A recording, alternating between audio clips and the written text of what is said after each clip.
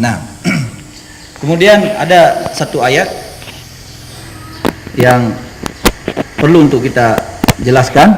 Kemarin saya lupa lewat dalam firman Allah Subhanahu wa taala, "Wa in ahadun minal musyrikin istajaraka fa'ajirhu hatta yasma'a kalam Allah."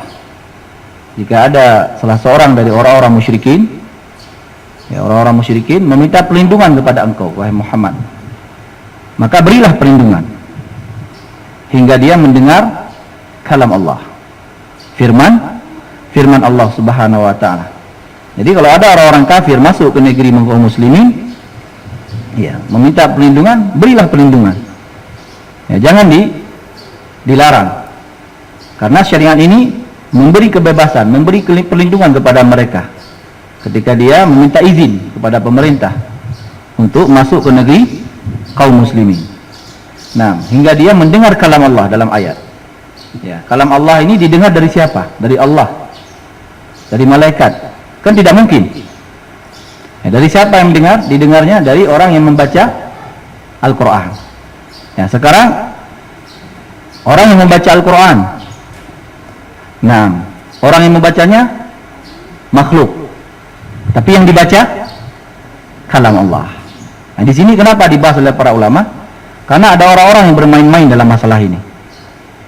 Ada orang-orang yang bermain-main dalam masalah ini. Padahal ini tidak penting untuk dibahas, disebut oleh para ulama, tidak perlu. Tapi karena ada orang yang bermain-main, maka harus dijelaskan.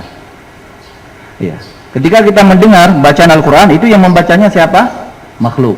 Tapi yang dibaca kalam Allah. Nah, ini harus dipahami, didulukan masalahnya. Kemudian ada orang yang menghafal. Menghafal itu apa? Makhluk. Yang dihafal kalam Allah. Nah, itu cara membedakan. Disebutkan oleh para ulama demikian, Syekh Shalih Fauzan dan imam-imam yang lain. Kemudian ada orang yang suara. Suara itu apa? Makhluk. Tapi yang keluar dari suara apa? Kalam Allah. Suara kita makhluk. Makanya suara itu berbeda-beda. Ada yang indah suaranya, ada yang bagus, ada yang kurang bagus suaranya. Nah, itu suara semuanya makhluk. Tetapi yang terdengar dari suara itu adalah kalam Allah. Karena ini ada kelompok namanya Al-Waqifah. Al-Waqifah ini dia diam diri, dia tidak mau mengatakan Al-Quran kalam Allah, tidak mau juga mengatakan Al-Quran makhluk, dia diam. Nah, mengatakan suara, kalau kita bersuara, katanya suara kan makhluk, maksudnya mereka ingin menyebutkan Al-Quran itu makhluk. Maka dijelaskan oleh para ulama, betul, suara makhluk, adapun yang keluar dari suara adalah kalam Allah. Dipahami ya? Kemudian kaidah dalam menetapkan kalam Allah berarti itu sifat Allah. Allah memiliki sifat, itu Allah berbicara. Sifat Allah itu berbicara, Allah tidak bisu, sebagaimana yang disangka oleh orang-orang kafir. Allah itu berbicara. Jadi kaidah menetapkan sifat isbatun bila tamsil, menetapkan tetapi tidak menyerupakan. Kita tetapkan Allah itu berbicara, tetapi tidak serupa pembicaraan Allah dengan pembicaraan makhluk. Tapi ditetapkan. Ini kaidah isbatun bila tamsil. Hafal kaidah ini dalam seluruh sifat. Allah punya tangan, sifat Allah, tapi tangan Allah tidak serupa dengan tangan makhluk. Karena dalam Quran terjemahan disebutkan tangan itu ditakwil maknanya. Apa dalam penerjemahan Al-Quran Mushaf ini? Tangan apa diterjemahkan di situ? Kekuasaan, ini takwil. Pentakwilan ini. Dan ini termasuk kelancangan terhadap Allah. Padahal Allah terangkan dalam Al-Quran. Allah menciptakan Adam dengan kedua tangannya. Adapun tangan Allah sesuai dengan kebesaran dan kemuliaan Allah, tidak sama dengan tangan makhluk. Laisa kamitslihi syai'. Tidak ada sesuatu pun yang serupa dengan Allah Subhanahu wa taala. Ini masalah akidah, harus dipahami dengan cara yang baik. Nah, jadi isbatun bila tamsil, menetapkan sifat-sifat Allah, seluruh sifat Allah kita tetapkan. Dan sifat Allah sangatlah banyak, tidak bisa dijumlahkan. Makanya termasuk penyimpangan juga orang-orang yang menetapkan membatasi sifat-sifat Allah. Sifat 20, apalagi sifat 50. Ya, ini menetapkan, membatasi sifat-sifat Allah. Dan ini tidak ada dari kalangan as-salaf membatasi sifat-sifat Allah. Datang dari orang belakangan dari kalangan ahlul ahwa dan ahlul bid'ah menetapkan sifat-sifat Allah. Ahlus sunnah dan menetapkan sifat-sifat Allah. Nah, jadi seluruh sifat-sifat Allah kita tetapkan, tetapi kemudian kita sucikan. Allah itu tidak sama dengan makhluk. Kemudian kaidah yang kedua, tanzihu bila ta'til, mensucikan Allah. Tanzihun, mensucikan Allah dan tanpa menolak. Ya, jangan menolak. Kita sucikan Allah. Ya. Allah Subhanahu wa taala turun ke langit dunia, itu terlalu sifat di sepertiga malam, ya. Akidah Ahlussunnah diyakini itu. Maka di antara salah satu doa yang paling mustajab adalah ketika di sepertiga malam Allah turun ke langit dunia. Turunnya Allah ke langit dunia itu sifat Allah. Jangan dibayangkan bagaimana sama dengan turunnya makhluk. Jangan dia berpikir ke arah seperti itu. Nah, turunnya Allah itu adalah sifat Allah. Maka kita sucikan Allah dari disamakan dengan makhluk. Bagaimana turunnya makhluk? Itu kita sucikan Allah Subhanahu wa taala. Kemudian tanpa penolakan sifat-sifat Allah. Allah memang ada dalam Al-Qur'an, dalam hadis disebutkan. Allah turun ke langit dunia di sepertiga malam. Ini harus diyakini. Nah, ini dua kaidah yang ditetapkan oleh para ulama Ahlus Sunnah. Yang pertama isbatun bila tamsil. Kemudian tanzihu bila ta'til. Ya, ini kaidah ya dalam menetapkan seluruh sifat-sifat Allah. Ya, seluruh sifat Allah Subhanahu wa taala. Ini kemarin yang sisa ya dari pembahasan Al-Qur'anul kalamullah ghairu makhluk. Ini pembahasan Qutaibah bin Sa'id. Jadi diyakini ya Al-Qur'an kalamullah berdasarkan dalil yang sangat banyak. Ya, bukan makhluk. Kemudian ucapan Qutaibah bin Sa'id rahimahullah yang berikutnya,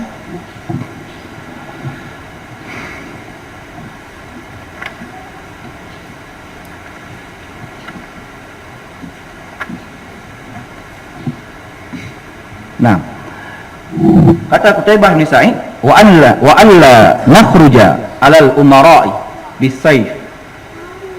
Kata beliau, kami tidak khurud, artinya tidak berontak. Ya, tidak melakukan khurud, berontak, kudeta dengan pedang terhadap penguasa-penguasa kami. Ini akidah. Ini kita jelas. Wa in harabu, walaupun mereka penguasa itu memerangi kami. Ya. Kemudian mana tabarra'u min kulli ya, kami berlepas diri dari seluruh orang yang menganggap bolehnya memerangi pemerintah dengan pedang. Ini kata Qutaibah bin Sa'id, kami berlepas diri dari seluruh orang yang menganggap bolehnya mengangkat pedang, artinya melawan penguasa. Ya. Fil muslimin, ya, dari kalangan orang-orang kainan mangkanan, dari kalangan orang-orang yang beriman ya, kainan mangkanan, dimanapun dia, siapapun orangnya, kami berlepas diri. Kalau ada dari kalangan kaum muslimin yang menganggap bolehnya mengangkat pedang, yaitu memberontak, kudeta kepada penguasa, kami berlepas diri. Ini prinsip yang disebutkan oleh Qutaibah bin Sa'id. Paham ucapan beliau ini? Ya, saya ulangi. Ya. Kami wa alla nakhruja ala umara'is bisayf wa in harabu. Kami tidak khurud, artinya khurud ini tidak memberontak.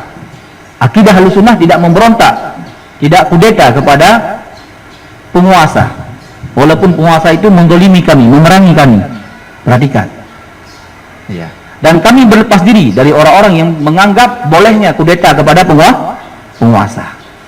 Ya, kainan mangkan, dimanapun dia, siapapun orangnya, kami berlepas diri. Kata Qutaibah. Ini akidah yang disebutkan oleh Imam Qutaibah bin Sa'id adalah hal yang disepakati oleh para ulama dari dulu hingga sekarang. Nah, ini prinsip yang harus dipegang. Siapa yang mengisi prinsip ini? ahlul bid'ah. Ya. Makanya kata Imam Al-Barbahari rahimahullah, setiap ahlul bid'ah pasti memiliki kebencian kepada penguasa, pasti. Coba periksa seluruh firqah. Benar ucapan Al-Imam Al-Barbahari rahimahullah. Coba periksa seluruh firqah, ada kebenciannya kepada penguasa. Nah, jadi ini akidah yang disepakati. Kemudian menjatuhkan kehormatan penguasa, menjatuhkan wibawa pemerintah, ini adalah perbuatan dosa, keharaman. Ya, menjatuhkan penguasa, mencaci maki penguasa, ini merupakan bentuk keharaman. Ya, dan Allah dan Rasul telah melarangnya dalam firman-Nya. Nah, dalam hadisnya. Nah, dalam hadis disebutkan oleh Rasulullah sallallahu alaihi wasallam, man aha sultanallahi fil ard ahanahu. Barang siapa yang menghina sultan, penguasa Allah di muka bumi, maka Allah akan menghinakannya. Ini bentuk penghinaan beraneka ragam. Ya, kadang penghinaan dengan lisannya, kadang penghinaan dengan perbuatannya, mengangkat senjata. Ini hadis ini melarang, barang siapa yang menghina penguasa Allah di muka bumi, maka Allah akan menghinakannya. Nah, jadi pada pembahasan ini kita akan menjelaskan haram kudeta. Ini pembahasan ucapan Qutaibah ya. Ucapan Qutaibah ini yang ingin kita bahas, haramnya kudeta, memberontak kepada penguasa yang zalim, walaupun zalim penguasa itu. Haram kita kudeta kepada mereka, tidak boleh. Dan ini akidah Ahlussunnah. Ya. Nah, tidak diizinkan. Syariat ini tidak mengizinkan untuk berontak kepada penguasa. Ya. Dalam hadis yang diriwayatkan oleh Imam Muslim dari Auf bin Malik radhiyallahu anhu, Rasulullah sallallahu alaihi wasallam bersabda, man ra'a min amiri syai'an yakrahu falyasbir alaihi fa innahu man faraqal jamaah shibran famata illa mata mitatan jahiliyah. Ya, jahiliyah. Nah, barang siapa yang berpendapat, barang siapa yang melihat penguasa amir, dia melihat sesuatu dari amirnya, dari penguasa, dia melihat sesuatu dari penguasanya. Ya. Dia melihat sesuatu dari penguasanya, hal yang dia benci. Perhatikan. Dia lihat dari sesuatu dari penguasanya, hal yang dia benci. Apa kata Nabi? Falyasbir. Hendaklah dia bersabar. Ya, bersabar, bukan menghina, bukan menjelek-jelek penguasa di atas mimbar. Ini semua ya, perintah ini berlaku kepada kaum wanita juga. Tidak boleh juga kaum wanita menghina penguasa Allah di muka bumi. Ya, walaupun nampak memang kejelekannya, tidak boleh dia menghinanya. Nah, hendaklah namun syariat membimbing kita untuk bersabar. Ya. Fa innahu man faraqal jamaah, barang siapa yang keluar dari jamaah, artinya dari kepemimpinan, dia tidak mengakui penguasanya itu. Ya, shibran, sejengkal saja. Ini diistilahkan ya. Sedikit saja dia keluar dari ketaatan kepada penguasa, maka dia mati dalam keadaan mati jahiliyah. Apa maksudnya? Apakah mati jahiliyah mati musyrikin? Tidak. Artinya dia mati dalam keadaan tidak memiliki pemimpin. Karena orang-orang jahiliyah dulu tidak ada yang memimpin. Siapa yang kuat, dialah yang berkuasa. Itu di masa jahiliyah. Ini peringatan dari Nabi sallallahu alaihi wasallam, hati-hati mencela penguasa. Ya, walaupun nampak jelas kemaksiatan yang dilakukannya, hendaklah dia bersabar.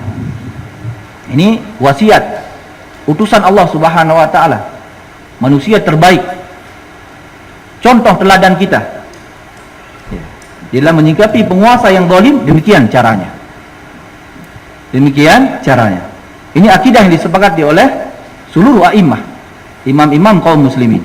Kemudian di hadis yang lain dari Hudzaifah bin Yaman, riwayat Imam Muslim, Rasulullah sallallahu alaihi wasallam bersabda, "Wa idza ra'aitum min ulatikum syai'an." Apabila kalian melihat dari penguasa kalian sesuatu, takrahunahu. Ya. Sesuatu yang kamu benci. Kamu lihat dari penguasa kalian sesuatu yang kamu benci. Faqrahu ala amalahu, maka bencilah amalannya. Wala tanzihu yadan min ta'atin, tapi jangan kamu sekali-kali cabut ketaatan kepada dia. Jelas sekali nasihat Nabi SAW. Apabila kamu melihat sesuatu yang kamu benci dari penguasa kalian, bencilah amalannya. Amalan penguasa itu yang disuruh benci oleh syariat. Tetapi jangan sekali-kali kamu cabut ketaatan kepada penguasamu itu. Artinya keluar berontak, itu berarti benar-benar mencabut ketaatan kepadanya. Kalau dia keluar memberontak, tapi syariat ini membenci amalannya. Memang benar penguasa kita kadang melakukan kejelekan-kejelekan, bencilah amalannya itu. Tapi jangan sekali-kali kita tidak mengakui bahwa dia adalah penguasa kita. Harus kita akui. Jelas di sini? Nah, ini akidah, prinsip Ahlus Sunnah disepakati oleh para sahabat. Nah, ini warisan, bukan akal Qutaibah sini menyebutkan. Beliau menukil dari ulama yang lebih alim di atas beliau. Demikian dalam menyikapi penguasa. Tidak boleh haram kudeta kepada penguasa yang sah. Nah, hadis-hadis ini semua menunjukkan tidak boleh untuk seorang muslim berontak kepada penguasa. Tidak boleh, jelas. Tidak boleh. Nah, Imam An-Nawawi rahimahullah menyebutkan hadis ini adalah perintah untuk selalu mendengar dan taat. Perhatikan ucapan a'immah. Imam An-Nawawi, hadis ini menunjukkan perintah untuk kaum muslimin untuk mendengar dan taat. Tidak boleh memberontak. Nah, kemudian di antara ucapan-ucapan imam yang lain saya baca di sini, Al-Imam Abu Ja'far At-Tahawi Al-Hanafi. Abu Ja'far salah satu mazhab Abu Hanifah. Al-Imam Abu Hanifah, imam mazhab yang pertama. Abu Ja'far At-Tahawi rahimahullah. Ya, kami memandang, kata beliau, kami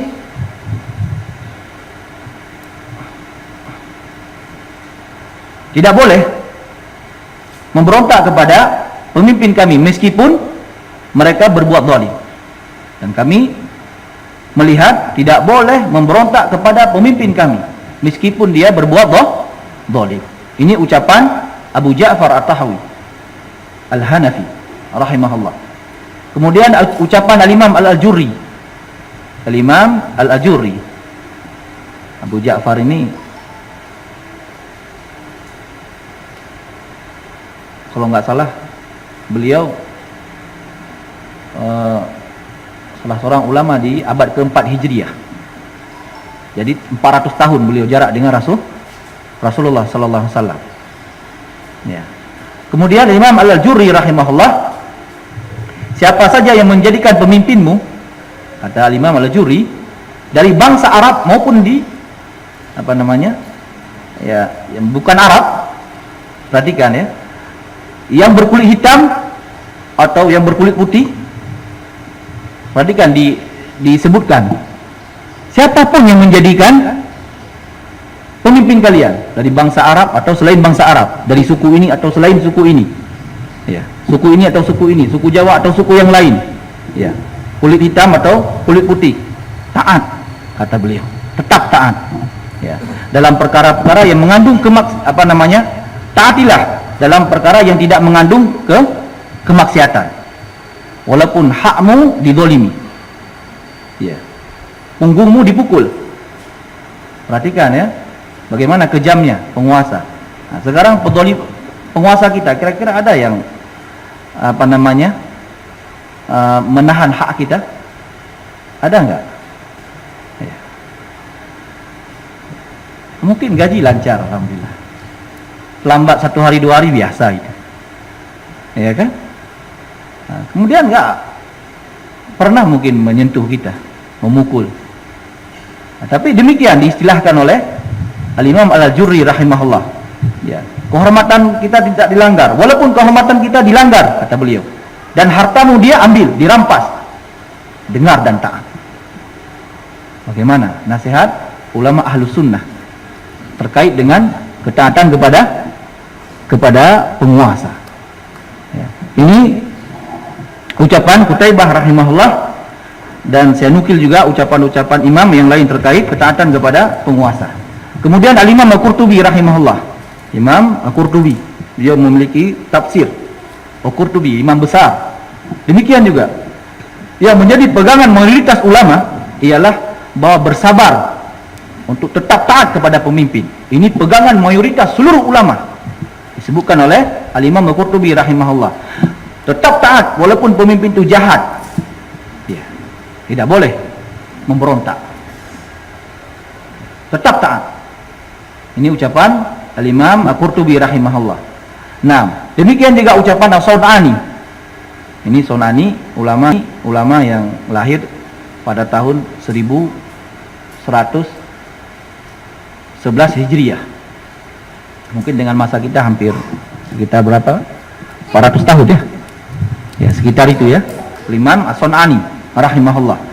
Barang siapa yang berontak kepada pemimpin, kata beliau, yang telah disepakati, mimpin yang telah disepakati, kira-kira Jokowi dah disepakati enggak? Dah disepakati ya? Nah, disepakati oleh umat Islam. Dalam sebuah wilayah negara, dia berhak untuk dibunuh. Kalau ada orang yang, perhatikan ucapan beliau keras ini.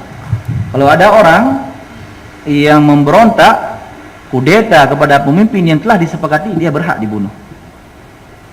Bagaimana untuk menjaga kemaslahatan umat, menjaga persatuan.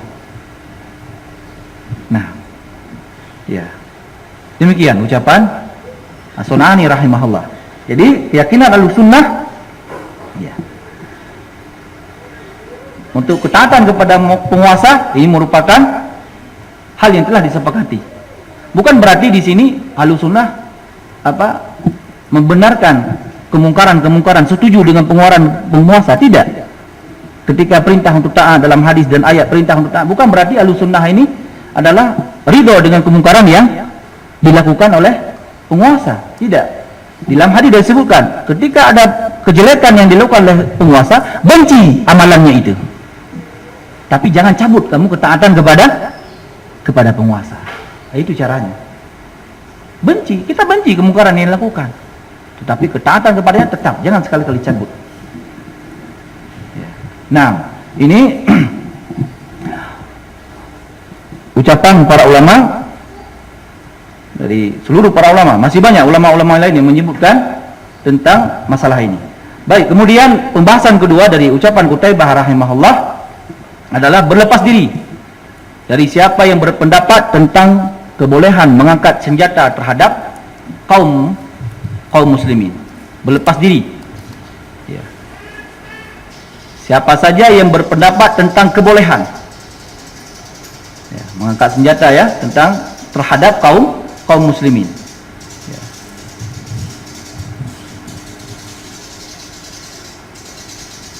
Ya. Mengangkat senjata terhadap kaum muslimin ini tidak boleh. Telah disepakati dalam kitab-kitab akidah para ulama. Tidak boleh memerangi kaum muslimin. Terkhususnya pemerintah kaum muslimin tidak boleh memerangi. Ya. Memerangi, mengangkat senjata disebutkan para ulama ada dua bentuk. Ada dua bentuk. Yang pertama, dia memerangi dengan senjata beneran, dia angkat senjata, dia lawan pemerintahan. Ini tidak boleh. Yang kedua, ada bentuk memerangi adalah dengan lisan. Ya. Ini yang paling banyak namanya. Kalau khawarij qa'adiyah namanya. Khawarij tukang duduk. Dia enggak mengangkat senjata. Ya. Kalau ada demo-demo dia enggak nampak. Nah, tapi kalau di mimbar-mimbar dialah yang memprovokasi. Ini namanya khawarij qa'adiyah. Khawarij tukang duduk. Dia hakikatnya memberontak juga ini. Cuman tidak dengan cara senjata. Dia buat provokasi. Nah, kalau di zaman ini Khawarij jenis ini paling banyak. Di zaman ini Khawarij jenis, bahkan orang-orang berdasi masuk ke dalamnya. Coba lihat. Ya, orang-orang berdasi membicarakan kejelekan penguasa. Ini kebanyakan orang-orang berdasi masuk di dalamnya. Nah, jadi tidak boleh mengangkat senjata. Mengangkat senjata disebutkan oleh para ulama dua. Ada memang mengangkat senjata di front pertempuran melawan mengkudeta pemerintah. Ada satu cara lagi dengan cara memprovokasi. Ini juga tidak boleh, dilarang dalam syariat. Nah, di antara sahabat yang berlepas diri dari perkara ini adalah Abdullah bin Abu Aufah. Itu sahabat ketika mereka orang-orang Khawarij memerangi Ali bin Abi Thalib, Utsman bin Affan, tidak ada seorang pun sahabat yang terlibat di dalam memberontak kepada Khalifah Utsman bin Affan, Ali bin Abi Thalib. Tidak ada seorang pun sahabat. Semuanya orang-orang Khawarij. Tidak ada sahabat terlibat di situ. Ini menunjukkan bahwa pemberontakan kepada penguasa tidak dibenarkan dalam syariat ini. Abdullah bin Abu Aufah tidak terlibat, Ibnu Abbas tidak terlibat, Usamah bin Zaid. Ya. Di masa Imam Ahmad ketika terjadi khulqul Quran yang mengatakan Al-Quran makhluk, Imam Ahmad tidak terlibat. Datang ahli fikih dari kota Baghdad. Ya, seluruh ahli-ahli fikih berbicara kepada Imam Ahmad untuk mengajak berontak kepada penguasa. Kata Imam Ahmad, darah kata Imam Ahmad. Ya. Hati-hati tertumpahkan darah kaum muslimin. Tidak diizinkan oleh Imam Ahmad. Padahal Imam Ahmad didengar kalau bicara. Imam Ahmad itu kalau berbicara didengar. Ya ingat ya, ketika meninggal Imam Ahmad, seluruh kota Baghdad itu kosong. Ingin mengantar jenazah Imam Ahmad rahimahullah. Kecuali dari kalangan ahli bid'ah beberapa orang yang tidak keluar. Ya. Artinya kalau Imam Ahmad berbicara jihad, pasti manusia mengikutinya. Karena beliau memang didengar ucapannya. Tetapi tidak ada sepotong kalimat pun dari Imam Ahmad membolehkan berontak kepada penguasa. Padahal jelas khulqul Quran di masa beliau. Ya, penguasa berpendapat Al-Quran itu makhluk. Ya, tetapi tidak ada ya Imam Ahmad mengizinkannya tentang bolehnya memberontak kepada penguasa. Nah, kemudian dari pembahasan Qutaibah bin Sa'id ini rahimahullah, kapan kita sebenarnya boleh memberontak? Nah, ini juga ada dalilnya. Kapan? Kapan itu? Ini kalau bicara masalah fikih ya. Ya. Kata para ulama, ya, ketika ada pertanyaan kapan kita boleh memberontak kepada penguasa, kan begitu. Nah, maka memberontak kudeta kepada penguasa itu tidak boleh kecuali ada syarat-syaratnya. Ada syarat-syaratnya. Dan masalah ini telah diterangkan oleh Rasulullah sallallahu alaihi wasallam dalam sebuah hadisnya. Telah diterangkan oleh Nabi sallallahu alaihi wasallam dalam sebuah hadisnya yang diriwayatkan dari Ubadah bin Samit radhiyallahu anhu. Rasulullah sallallahu alaihi wasallam bersabda, "Bay'ana Rasulullah sallallahu alaihi wasallam 'ala sam'i wa ta'ah." Ya, kami membaiat.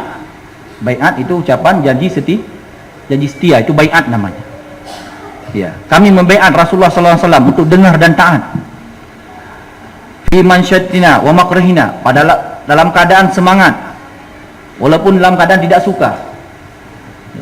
Dalam keadaan suka walaupun dalam keadaan tidak suka, kami tetap membaiat Rasulullah sallallahu alaihi wasallam. Wa usrina wa yusrina, dalam keadaan sulit maupun dalam keadaan mudah. Tetap kami mendengar dan taat kepada Rasulullah sallallahu alaihi wasallam. Wa atharatin alaina. Nah, dalam keadaan mereka mengutamakan diri-diri kami. Wa alla nunazzi'u amra ahlahu. Kemudian dan agar kami tidak merebut kepemimpinan pada pemiliknya. Siapa yang berkuasa jangan coba-coba ingin merebut kekuasaannya di tangannya, tidak boleh. Nah, kemudian kata Nabi sallallahu alaihi wasallam, qala illa antarau kufran bawahan, kecuali kalau kamu melihat ada kekafiran yang jelas.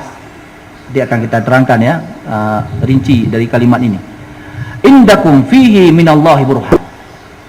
Ya, kecuali kalau kamu melihat dari penguasa itu kekafiran yang jelas. Kekafiran yang jelas, yang di sisi kalian, di sisi kamu punya dalil dari sisi Allah. Burhan, hujjah, argumen. Itu burhan namanya. Ada burhan yang jelas dari sisi Allah Subhanahu wa taala. Nah, maka dari hadis ini ada beberapa syarat yang disyaratkan oleh para ulama kapan seseorang boleh memberontak kepada penguasa.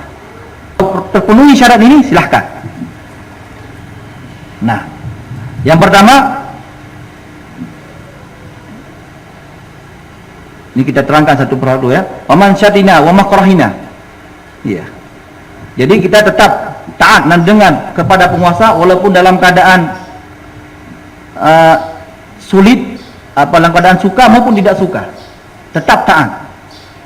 Ya. Kadang sebagian orang kalau lancar gajinya taat dia pada penguasa. Ya. Kalau tunjangannya jelas ditambah, ya banyak kita lihat baik penguasa ini. Tapi ketika dia haknya tertahan, maka dia berbicara lain kepada penguasa. Nah, ini enggak seperti itu. Dalam hadis Nabi, dalam keadaan suka maupun tidak suka, tetap kami dengar dan kami taat. Dan para sahabat telah membaiat Rasulullah sallallahu alaihi wasallam seperti itu. Nah, kemudian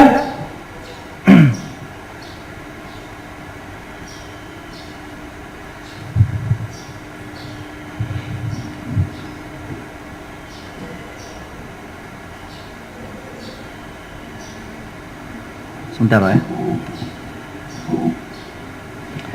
Nah, di antara syarat-syarat yang disebutkan oleh para ulama dari hadis ini, kapan waktu boleh memberontak?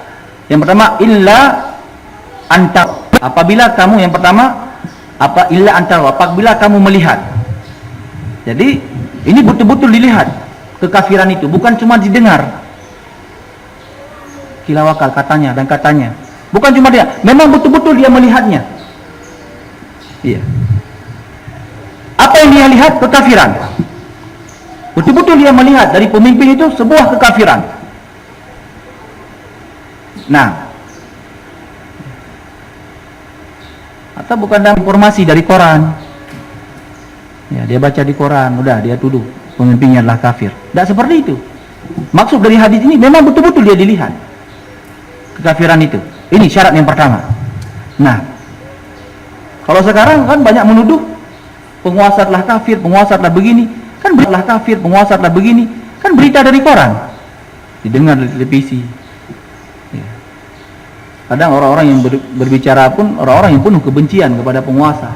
Dari situ dinukil berita. Syarat tidak seperti itu menyuruh. Betul-betul kamu melihat kekafiran dari penguasa kalian. Ini syarat yang pertama. Nah, kemudian kufran bawahan. Kekafiran yang jelas, terang kekafiran itu. Hatta orang awam pun mengetahuinya itu kekafiran.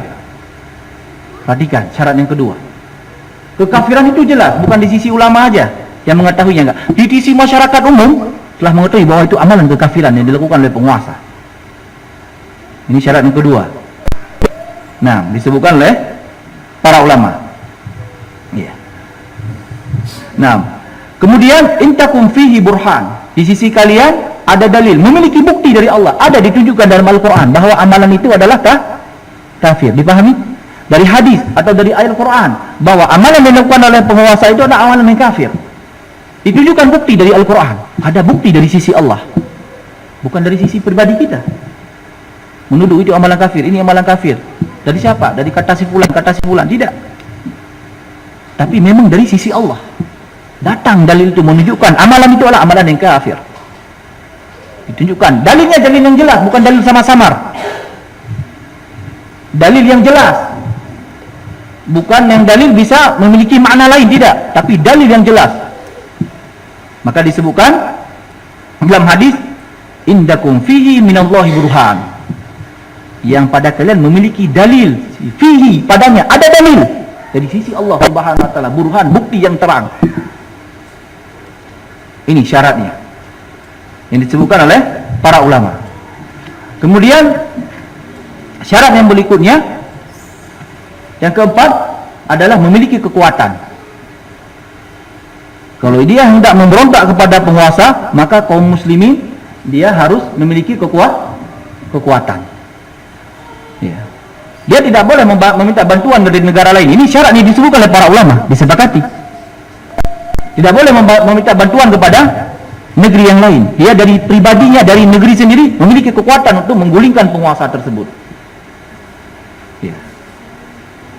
Ini syarat yang keempat. Ya. Kalau misalnya kita ulang dari pembahasan, sekarang pemerintah kita kaitkan dengan pemerintah kita. Adakah pemerintah kita melakukan amalan kekafiran? Ada enggak? Tak ada. Bahkan beliau pemimpin kita, semoga Allah Subhanahu wa taala memperbaiki keadaannya, ya, memperbaiki negeri ini. Solat di tengah-tengah kaum muslimin, beliau tegakkan solat. Ya, kemarin di awal pembahasan sudah kita sebutkan, tidak boleh memberontak kepada penguasa selama dia masih menegakkan solat. Ya. Adakah dalil kita yang jelas untuk mengatakan bahwa beliau kafir? Ada enggak dari sisi kita? Dari sisi Al-Quran? Apa? Rusia. Maksudnya Rusia. Kenapa? Apa maksud ke sana, Pak?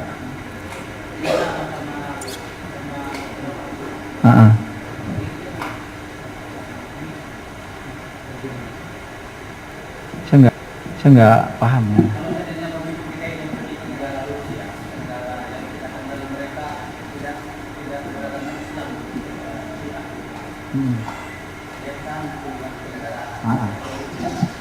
Itu bukan amalan kekafiran itu.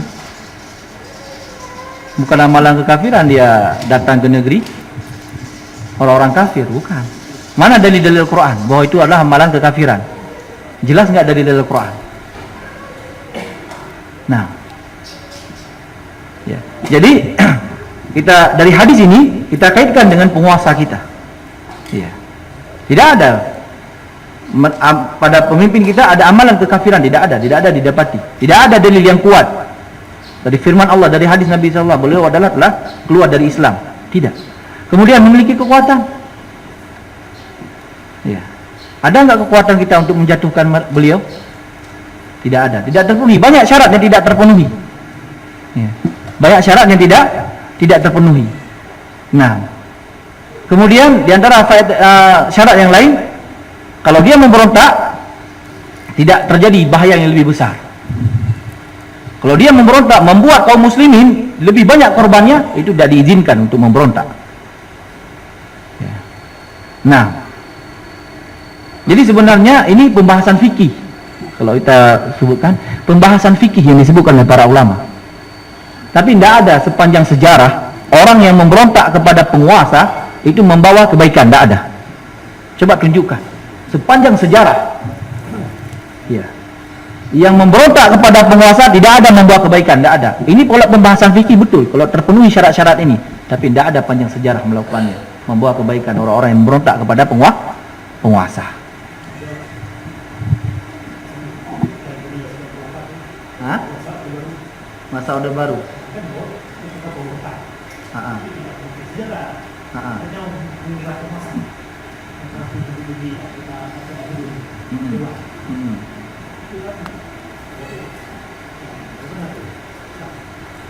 Enggak, yang diberontakkan itu kafir enggak? Soeharto kafir enggak? Berarti kan tidak terpenuhi syarat, Pak. Kenapa dia harus berontak kepada Soeharto? Masalah Soeharto tidak kafir. Disebutkan dalam hadis ini kapan boleh berontak kalau pemimpin itu sudah kafir. Soeharto kan masih muslim. Tidak terpenuhi syaratnya. Ya, Pak. Syaratnya pemimpin itu kafir, telah melakukan amalan kekafiran. Zalim. Ya, iyalah kalau pemimpin kafir dibolehkan memberontak kalau dia pemimpin adalah kafir. Kemudian memiliki dalil dari sisi Allah yang jelas. Kemudian memiliki kekuatan. Nah, kemudian kamu lihat dari sisi kekafiran memang jelas. Ya, hatta orang awam pun mengetahui bahwa itu adalah kekafiran amalan itu. Kalau terpenuhi syarat-syarat ini, memiliki kekuatan. Kemudian ketika jadi pemberontakan, bahayanya tidak lebih besar. Ya, kalau ini terpenuhi, silahkan memberontak. Berdasarkan hadis ini. Hadis yang diriwayatkan oleh Ubadah bin Samit radhiyallahu anhu. Tetapi yang terjadi di Indonesia tahun 98, saya ingin tanya, Soeharto kafir nggak? Tidak. Jadi dari mana alasan untuk boleh memberontak kepadanya? Dia masih muslim. Mestinya kita dengar dan taat. Karena beliau tidak kafir, Soeharto itu. Jadi tidak ada alasan yang kuat untuk memberontak kepada rezim Soeharto ketika itu. Tidak ada. Dan itu tindakan-tindakan orang-orang Khawarij seperti itu. Bukan cara-cara Ahlussunnah seperti itu. Kalau Ahlussunnah ingin memberontak pada masa terpenuhi syarat ini. Terpenuhi syarat ini. Ini akidah yang harus dipahami dengan baik. Hati-hati mencela penguasa. Tahan lisan. Karena permasalahannya ada para ulama nggak menganggap lagi kita sebagai orang yang lurus jalannya. Bukan lagi Ahlussunnah. Kalau orang-orang ingin senang mencaci maki pemerintah. Demikian ya, kata Qutaibah bin Sa'id rahimahullah. Kemudian dari pembahasan beliau,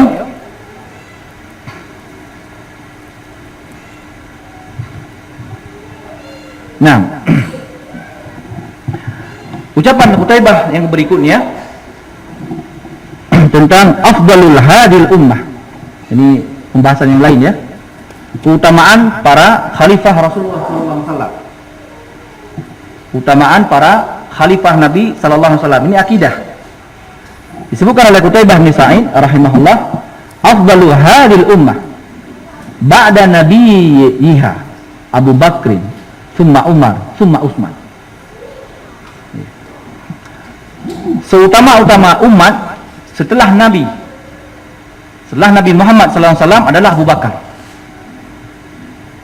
Kemudian Umar. Yang kemudian Utsman. Ya. Di sini beliau tidak menyebutkan Ali. Ya, padahal Ali memiliki keutamaan. Tapi ada hal yang penting.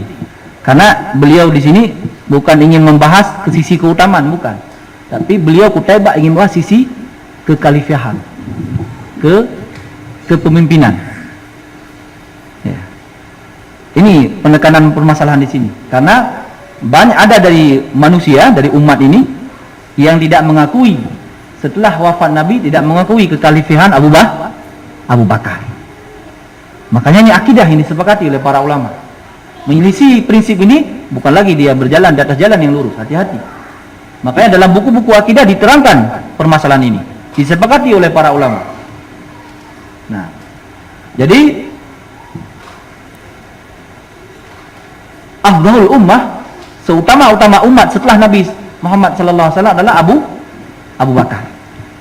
Kemudian Umar, kemudian Utsman. Nah. Iya. Pengertian sahabat, ini kita terangkan pengertian sahabat.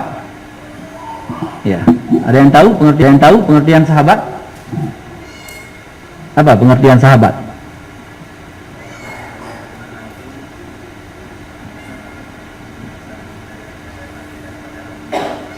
Ya, Masya Allah ya. Ya, siapa yang bertemu dengan Nabi Sallallahu Alaihi Wasallam dan dia beriman dengannya, nah, dan meninggal di atas Islam. Di sini kalimat ini perlu kita rinci, ya, supaya tidak salah siapa yang termasuk sahabat Nabi, siapa yang tidak. Ya. Jadi orang yang beriman kepada Nabi Muhammad Sallallahu Alaihi Wasallam, ya, dan meninggal di atas Islam, dia bertemu dengan Nabi Muhammad, beriman dengan Nabi Muhammad, kemudian dia meninggal di atas Islam. Itu definisi sahabat. Nah, yang bertemu dengan Nabi, ini yang ingin kita rinci. Ya. Siapa saja yang pernah bertemu dengan Nabi, ya, baik lama maupun sebentar, sudah dianggap sahabat Nabi. Walaupun sebentar melihatnya, ya, apalagi lama ya. Nah, kemudian yang meriwayatkan hadis maupun yang tidak meriwayatkan hadis, ini juga sahabat. Ya. Yang melihat beliau maupun yang tidak melihat beliau juga dianggap sahabat. Contohnya apa? Yang tidak melihat, orang buta. Dia bertemu dengan Nabi tapi tidak melihat karena kebutaannya. Maka dianggap oleh sahabat daripada para ulama. Ya, yang bermajlis dengan beliau maupun yang tidak bermajlis. Ya. Melihat Nabi tapi tidak bermajlis dengan beliau. Nah, ini juga dianggap sahabat. Nah, kemudian dalam keadaan beriman. Ini penjelasan dalam keadaan beriman. Ya. Dikecualikan siapa yang bertemu dengan Nabi dalam keadaan kafir. Walaupun masuk Islam setelah itu, namun tidak berjumpa dengan Nabi, ini tidak dianggap sahabat Nabi. Paham? Dalam keadaan beriman. Nah, dikecualikan dia bertemu dengan Nabi tapi dalam keadaan kafir. Kemudian masuk Islam tapi dia tak ketemu lagi dengan Nabi. Ini dianggap sahabat atau tidak? Tidak. Tidak dianggap sahabat oleh para ulama.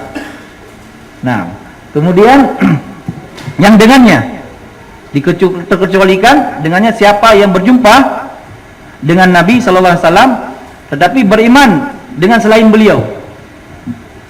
Nah, dengannya maksudnya dia tidak dianggap sahabat. Dia berjumpa dengan Nabi tetapi beriman dengan Nabi yang lain. Ini contohnya siapa? Tidak dianggap sahabat. Siapa? Paman Khadijah. Siapa namanya? Waraqah bin Naufal. Bertemu dengan Nabi, tapi ketika bertemu dengan Nabi Muhammad belum diangkat menjadi rasul. Ya, belum diangkat menjadi rasul. Tetapi Waraqah ini beriman kepada Nabi sebelumnya. Maka Waraqah ini tidak termasuk sahabat.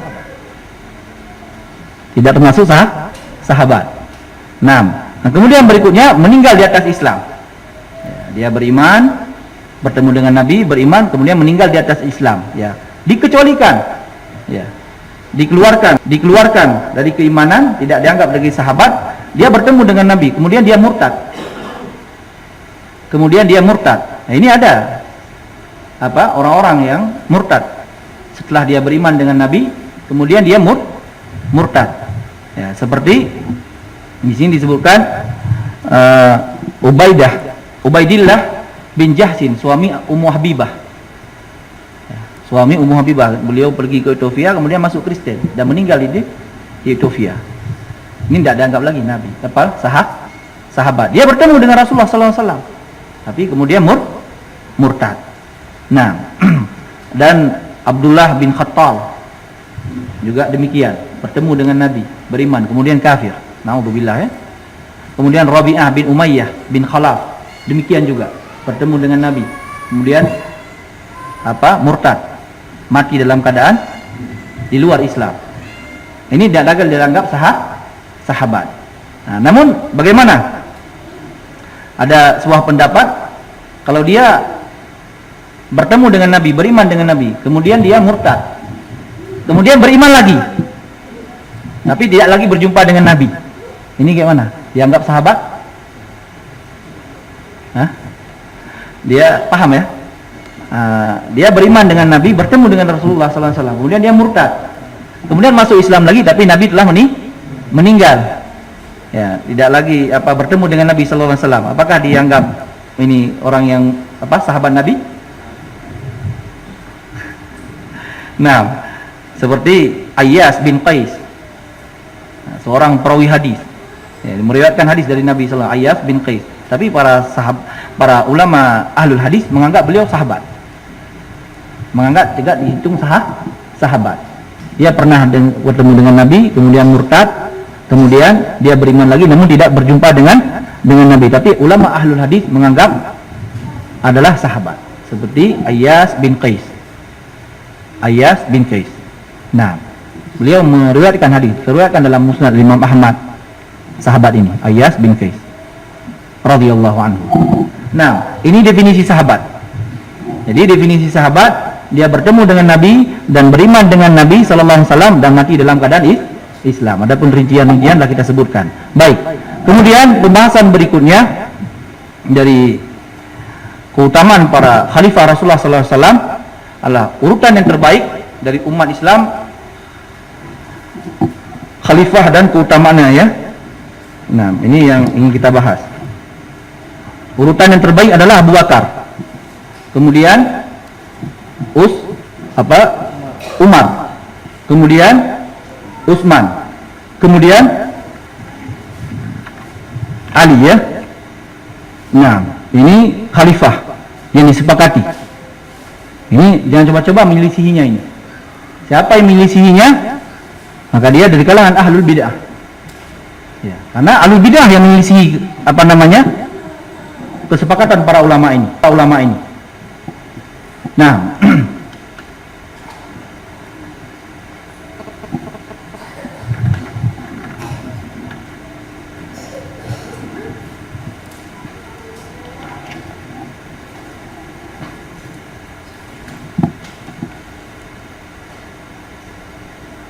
panjang pembahasan ini.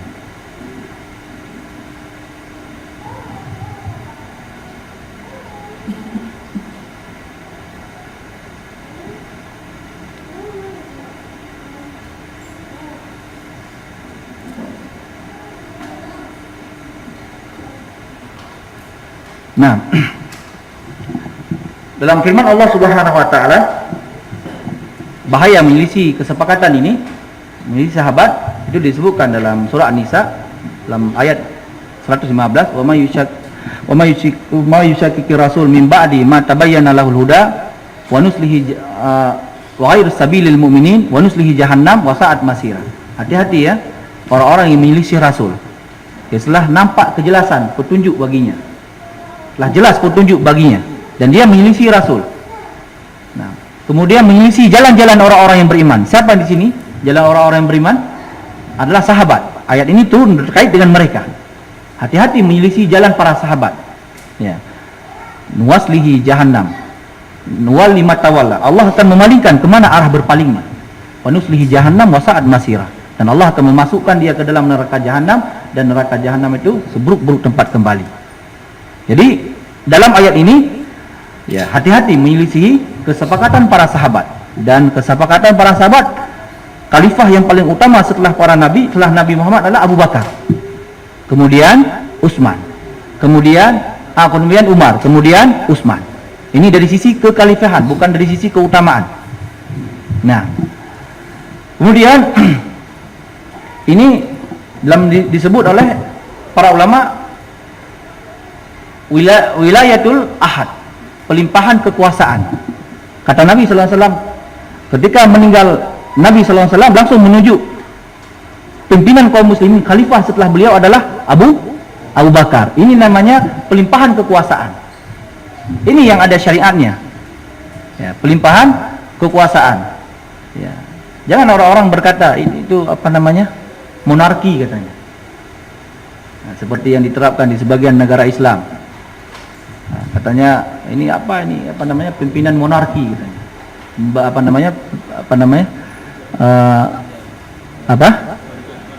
Sistem kerajaan terwarisi, pimpinan yang terwarisi. Ada syariatnya. Ya.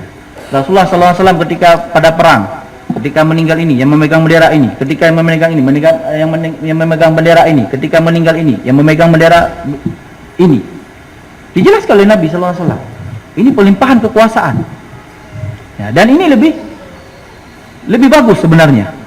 Biayanya tidak habis. Ya. Langsung ketika meninggal satu pemimpin, langsung muncul pemimpin yang baru.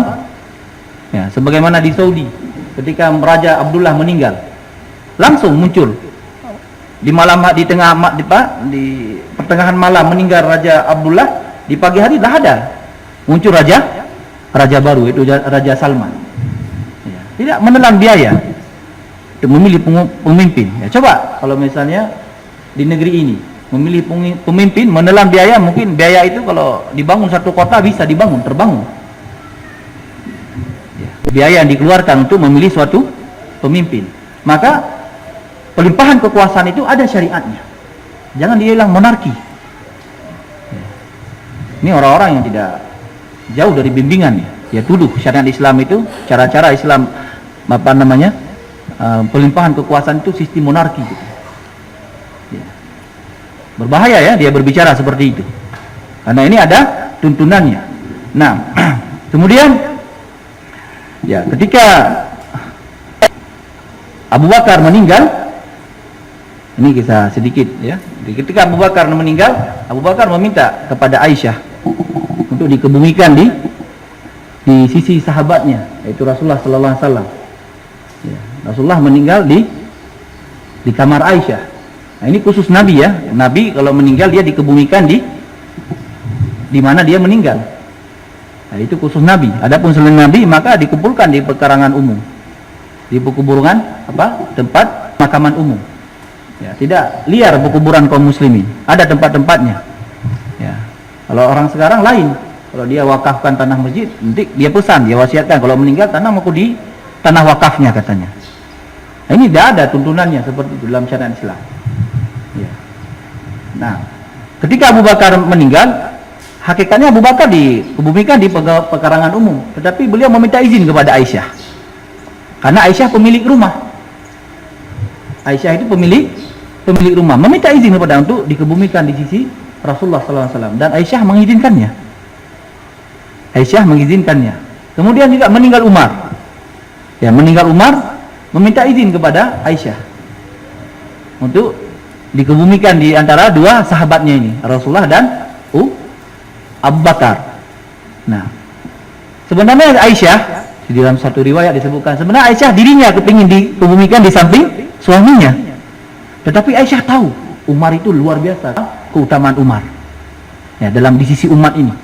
Maka Aisyah pun mengizinkannya. Selebihnya sahabat di mana dikebumikan? Di Baqi semuanya. Di pemakaman umum. Tidak liar kuburan-kuburan mereka para sahabat. Ya. Demikian ya, ini di antara hukum yang ingin kita terangkan. Kalau meninggal maka wasiatkan tanam saya di pekarangan umum. Jangan tanam dilihat di samping rumahnya, di tanah wakafnya.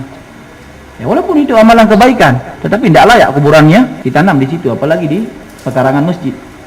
Tidak boleh, tidak ada sunnah seperti itu. Nah, kemudian ketika Abu Bakar meninggal, maka langsung menunjukkan khalifah berikutnya siapa? Umar. Dan ini disepakati oleh para sahabat. Tidak ada milisinya.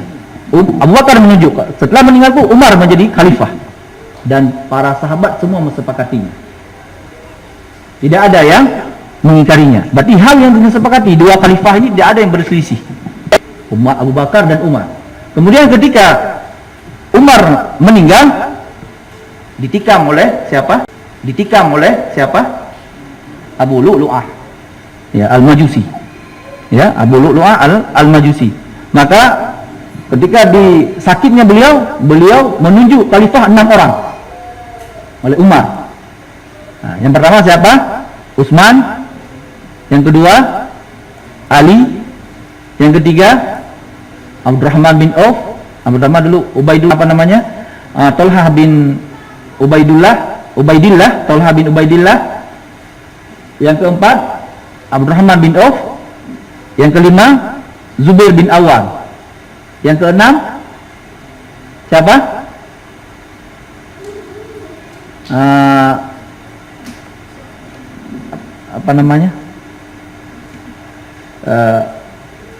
Abu Ubaid bin Jarrah. Ini semua kan penghuni surga, ini kabarkan oleh Nabi SAW kan begitu. 6 orang ini yang menjadi khalifah. Nah, ditunjuk oleh Umar. 6 orang ini. Coba ulangi. Utsman, Ali, Talha, Abdurrahman bin Auf, Zubair bin Awam. Satu lagi Abu Ubaid bin Jarrah. Ya. Ketika ditunjuk oleh Umar, 3 orang mundur. Yang tinggal Utsman, Ali, dan Abdurrahman bin Auf. 3 orang ini mundur. Tinggal tiga ini. Dah. Kemudian berkatalah Abdurrahman bin Auf. Ya. Sebenarnya yang layak menjadi penguasa lah 2 orang. Ya. Utsman dan Ali.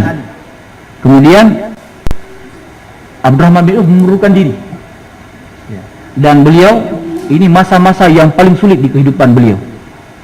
Di ketika itu beliau mengeliling kampung Ansar. Ya, ingin bertanya siapa yang paling mulia 2 sahabat ini? Siapa yang lebih mulia? Apakah Utsman atau Ali? Ya. bertanya kepada seluruh sahabat yang ada di kota Madinah. Dikeliling oleh Abdurrahman bin Auf. Kemudian dapatlah suatu kesimpulan, dikumpulkan seluruh kaum muslimin. Kemudian setelah ditanya, dikumpulkan, ternyata Utsman bin Affan lebih utama daripada Ali bin Abi Thalib. Lebih utama daripada Ali bin Abi Thalib. Kemudian ditunjuklah Utsman sebagai khalifah yang ketiga. Disepakati oleh para sahabat. Tidak ada yang mengisinya. Semua membaiatnya. Ali pun membaiatnya. Ali pun membaiatnya. Tidak ada yang mengisinya dari kalangan para sahabat. Maka akidah Ahlussunnah. Ya, ini perkara penting karena ada kelompok yang mengisinya. Siapa? Dari kalangan Syiah. Tidak mengakui. Ya. 3 khalifah ini. Yang lebih layak adalah Ali bin Abi Thalib setelah Rasulullah SAW meninggal. Tapi akidah Ahlussunnah tidak demikian. Akidah Ahlussunnah tidak demikian.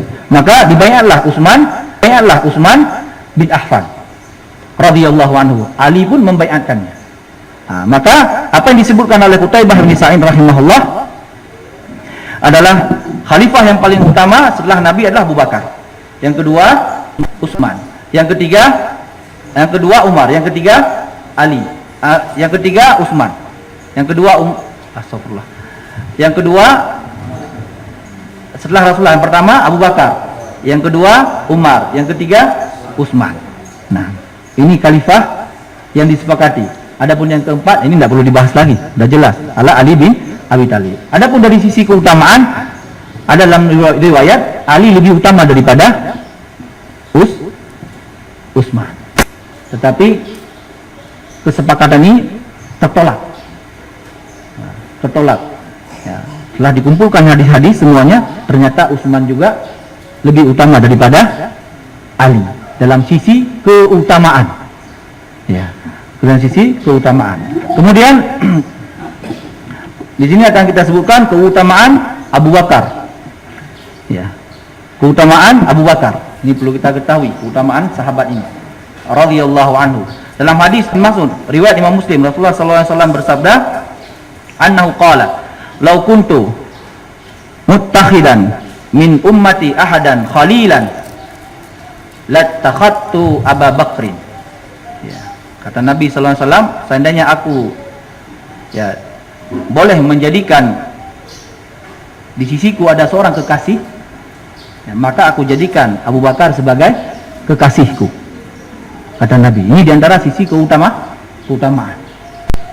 Seandainya boleh aku jadikan kekasih, seorang kekasihku, angkatlah, kata Rasulullah, Abu Bakar seorang kekasihku.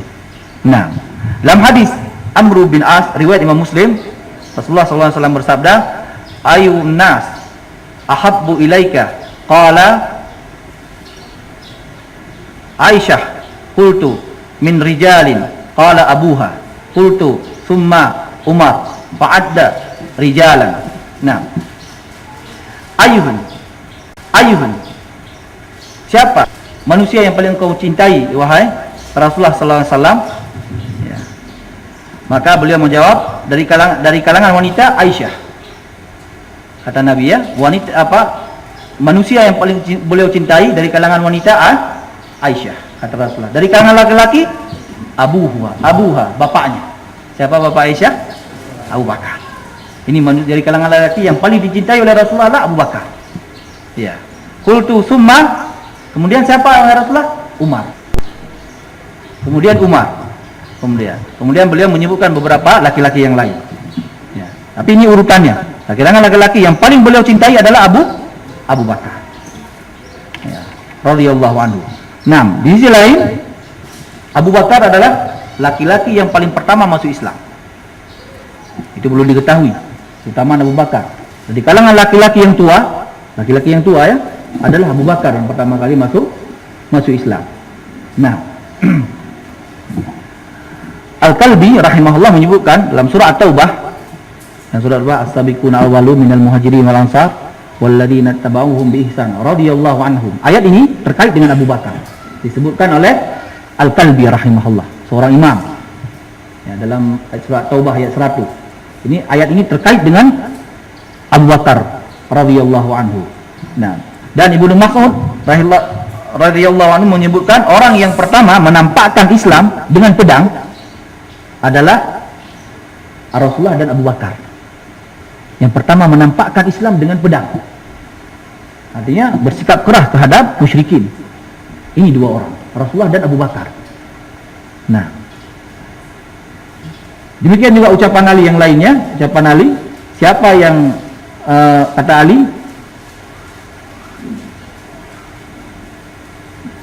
radhiyallahu anhu, siapa yang lebih mengutamakan aku daripada Abu Bakar, maka aku akan cambuk dia. Kata Ali, kalau ada orang yang lebih mengutamakan aku daripada Abu Bakar, maka aku akan cambuk dia. Ya, dan Ali setuju bahwa Abu Bakar lebih mulia daripada dirinya. Nah, dan Abu Bakar termasuk orang yang menemani beliau di dalam hijrah. Hijrah. Ya, kemanapun Rasulullah SAW diikuti dalam setiap peperangan, diikuti oleh Abu Bakar radhiyallahu anhu. Ini di sisi keutamaan ya. Nah, dan beliau digelar juga As-Siddiq. As-Siddiq ini gelar Abu Bakar. Ya. Gelar Abu Bakar. Nah, kemudian dari sisi keutamaan Umar, sebutkan oleh Qutaibah radhiyallahu anhu, thumma Umar. Kemudian Umar.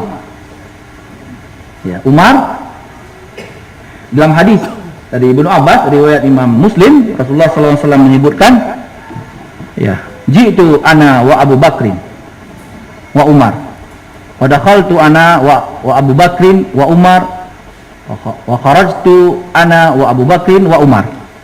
Nah, Rasulullah SAW mengatakan, aku datang bersama Abu Bakar dan Umar, dan aku masuk bersama Abu Bakar dan Umar, dan aku keluar bersama Abu Bakar dan Umar. Perhatikan dua sahabatnya. Setelah Abu Bakar, Umar memiliki keutamaan. Ya, kemanapun Rasulullah SAW, dan ketika beliau datang dengan Abu Bakar dan Umar, ketika beliau masuk dengan Abu Bakar dan Umar, ketika beliau keluar dengan Abu Bakar dan Umar. Berarti ini sisi keutamaan Umar radhiyallahu anhu. Di hadis yang lain dari Abu Sa'id Al-Khudri riwayat Imam Muslim, Rasulullah SAW bersabda, wa marra Umar ibn Khattab wa alaihi kamisun yajurruhu, dan lewat Umar ibn Khattab dan dia memakai kamis yang menyeret ke tanahnya. Dia seret ke tanahnya kamis itu ya. Ya. Qala madza awwalatta dzalika. Ya Rasulullah, apa yang kau takwilkan wahai Rasulullah tentang baju Umar itu? Ada dalam kisah hadis Nabi sallallahu alaihi wasallam pernah bermimpi. Ya, Umar pernah bermimpi. Nah, jadi ada yang memakai gamis sampai ke lutut. Ada yang memakai gamis sampai ke betisnya. Adapun Umar gamisnya menyeret ke tanah. Ya, seret ke tanah. Maka ditakwil oleh Nabi sallallahu alaihi wasallam ad-dinun. Agamanya itu apa? Kalau kalau gamis panjang ya. Tapi nggak cocok diterjemahkan kalau panjang. Agamanya itu luas. Ya. Yang ditakwilkan oleh Nabi sallallahu alaihi wasallam maksudnya gamis itu sampai menyeret ke tanah, itu maksudnya agama Umar itu luas. Ya. Beliau orang yang alim. Itu takwil dari mimpi, ditakwilkan oleh Rasulullah sallallahu alaihi wasallam. Nah, jangan dipahami ini boleh apa ya? Apa? Isbal ya, jangan memahami gitu. Boleh ini dalil ini katanya, boleh sebab Umar berseret. Ya, ditakwil oleh Nabi sallallahu alaihi wasallam ini. Hadis ini bahwa maksudnya adalah agama Umar itu panjang, luas agamanya. Pemahamannya luar biasa ya. Umar bin Khattab radhiyallahu anhu. Dan Umar bin Khattab radhiyallahu anhu juga termasuk orang yang mendapat ilham. Ya, orang yang mendapat ilham, punya firasat yang sangat kuat. Itu Umar bin Khattab. Nah, kemudian pernah juga Umar mimpi didatangkan kepada Nabi susu, dan Nabi minum susu. Ya. Kemudian Nabi ingin memberikan ke Umar. Umar entah minum lagi ya Rasulullah. Nabi mau minum lagi. Ya, mau minum. Sampai kata Nabi sallallahu alaihi wasallam, tidaklah susu itu saya minum sampai puas, sampai ke kuku ke kuku sampai kepuasan minum susu. Ya, sampai ke kuku. Kata Rasulullah sallallahu alaihi wasallam.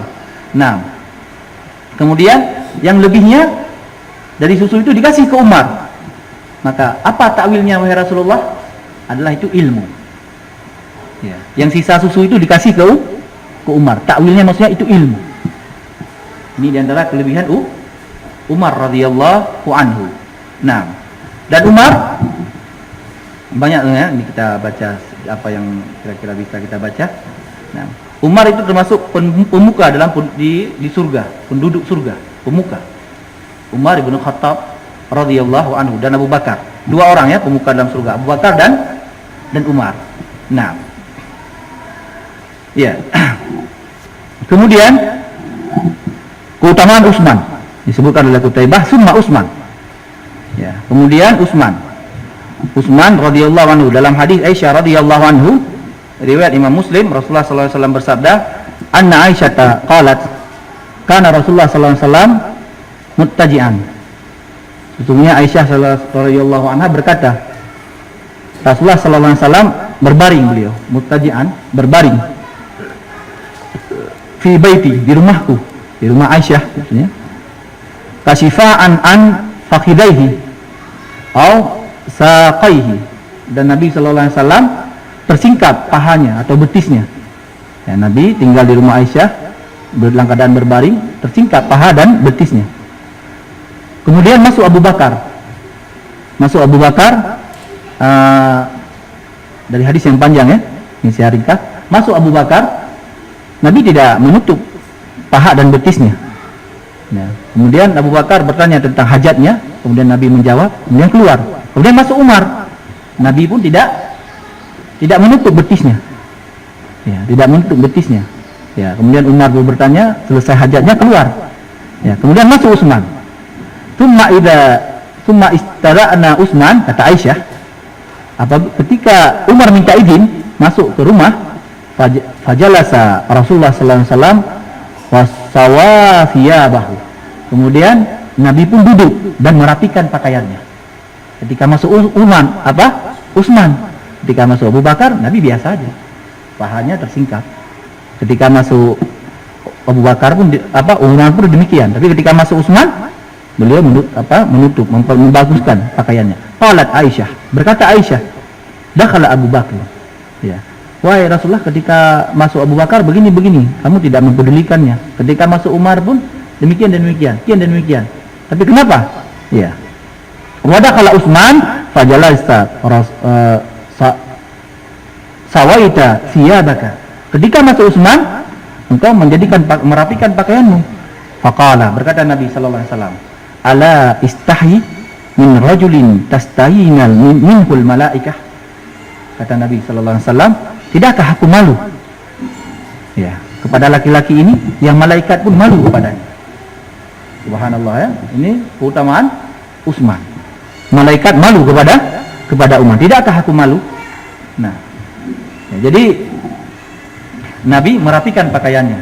Tapi adapun paha, dalam ini kita bahas masalah paha itu aurat ada dua ya. Ada aurat yang besar, ada aurat yang kecil. Adapun tersingkap paha Rasulullah sallallahu alaihi wasallam itu aurat kecil. Kalau aurat besar itu kemaluan. Itu aurat besar. Ya, cuman dua-duanya tetap ditutupi ya. Ya, dua-duanya tetap ditutupi. Tapi tidak sama ya, aurat tersingkap paha dengan tersingkap kemaluan itu nggak sama. Disebutkan oleh ulama ahli fikih. Ya. Nah, jadi aurat yang paling besar adalah kemaluan ya. Nah, demikian. Kemudian di antara keutamaan yang lain, Utsman dinikahkan dengan kedua putri Rasulullah sallallahu alaihi wasallam. Siapa? Ruqayyah dan Ummul Kalsum. Ruqayyah dan Ummul Kalsum. Maka digelar Utsman Dzun-Nurain, yang memiliki dua cahaya. Ya, ini bukan sembarangan ya. Dua putri dikasih itu sama Utsman. Putri Rasulullah sallallahu alaihi wasallam dinikahkan dengan Utsman. Ini bentuk di antara keutamaan Utsman radhiyallahu anhu. Ya. Nah, digelar dengan Dzun-Nurain. Nah, kemudian ini khalifah yang ketiga ya. Khalifah yang ketiga yang disepakati. Adapun yang keempat adalah Ali bin Abi Thalib. Ya, keutamaan Ali di sini nggak disebutkan oleh Qutaibah bin Sa'id ya tentang Ali bin Abi Thalib. Cuman ini saya simpulkan, ingin kita jelaskan keutamaan Ali. Nah, keutamaan Ali bin Abi Thalib yang disebutkan dalam hadis Sahal bin Sa'ad, riwayat Imam Muslim. Rasulullah sallallahu alaihi wasallam bersabda, qala yaumul Khaibar li'utiyanna ahadi.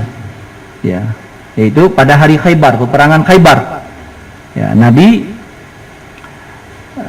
diberikan kepadanya riyah, bendera perang itu, Artinya bendera perang ketika kocak-kacir pasukan di situ berkumpul semuanya. Itu maksudnya bendera ya. Nah, Nabi ingin memberikan bendera ini kepada Ali bin Abi Thalib. Ya. Yaftahullahu ala yadihi. Yang Allah akan memberi kemenangan di atas tangannya. Tangan Ali bin Abi Thalib. Ya. Yuhibbullah wa rasuluh. Perhatikan kalimatnya. Allah mencintai Rasul dan Allah mencintainya. Ini bukan perkara luar biasa ya. Ketika Rasulullah mengumumkan, ya, Allah dan Rasul mencintainya.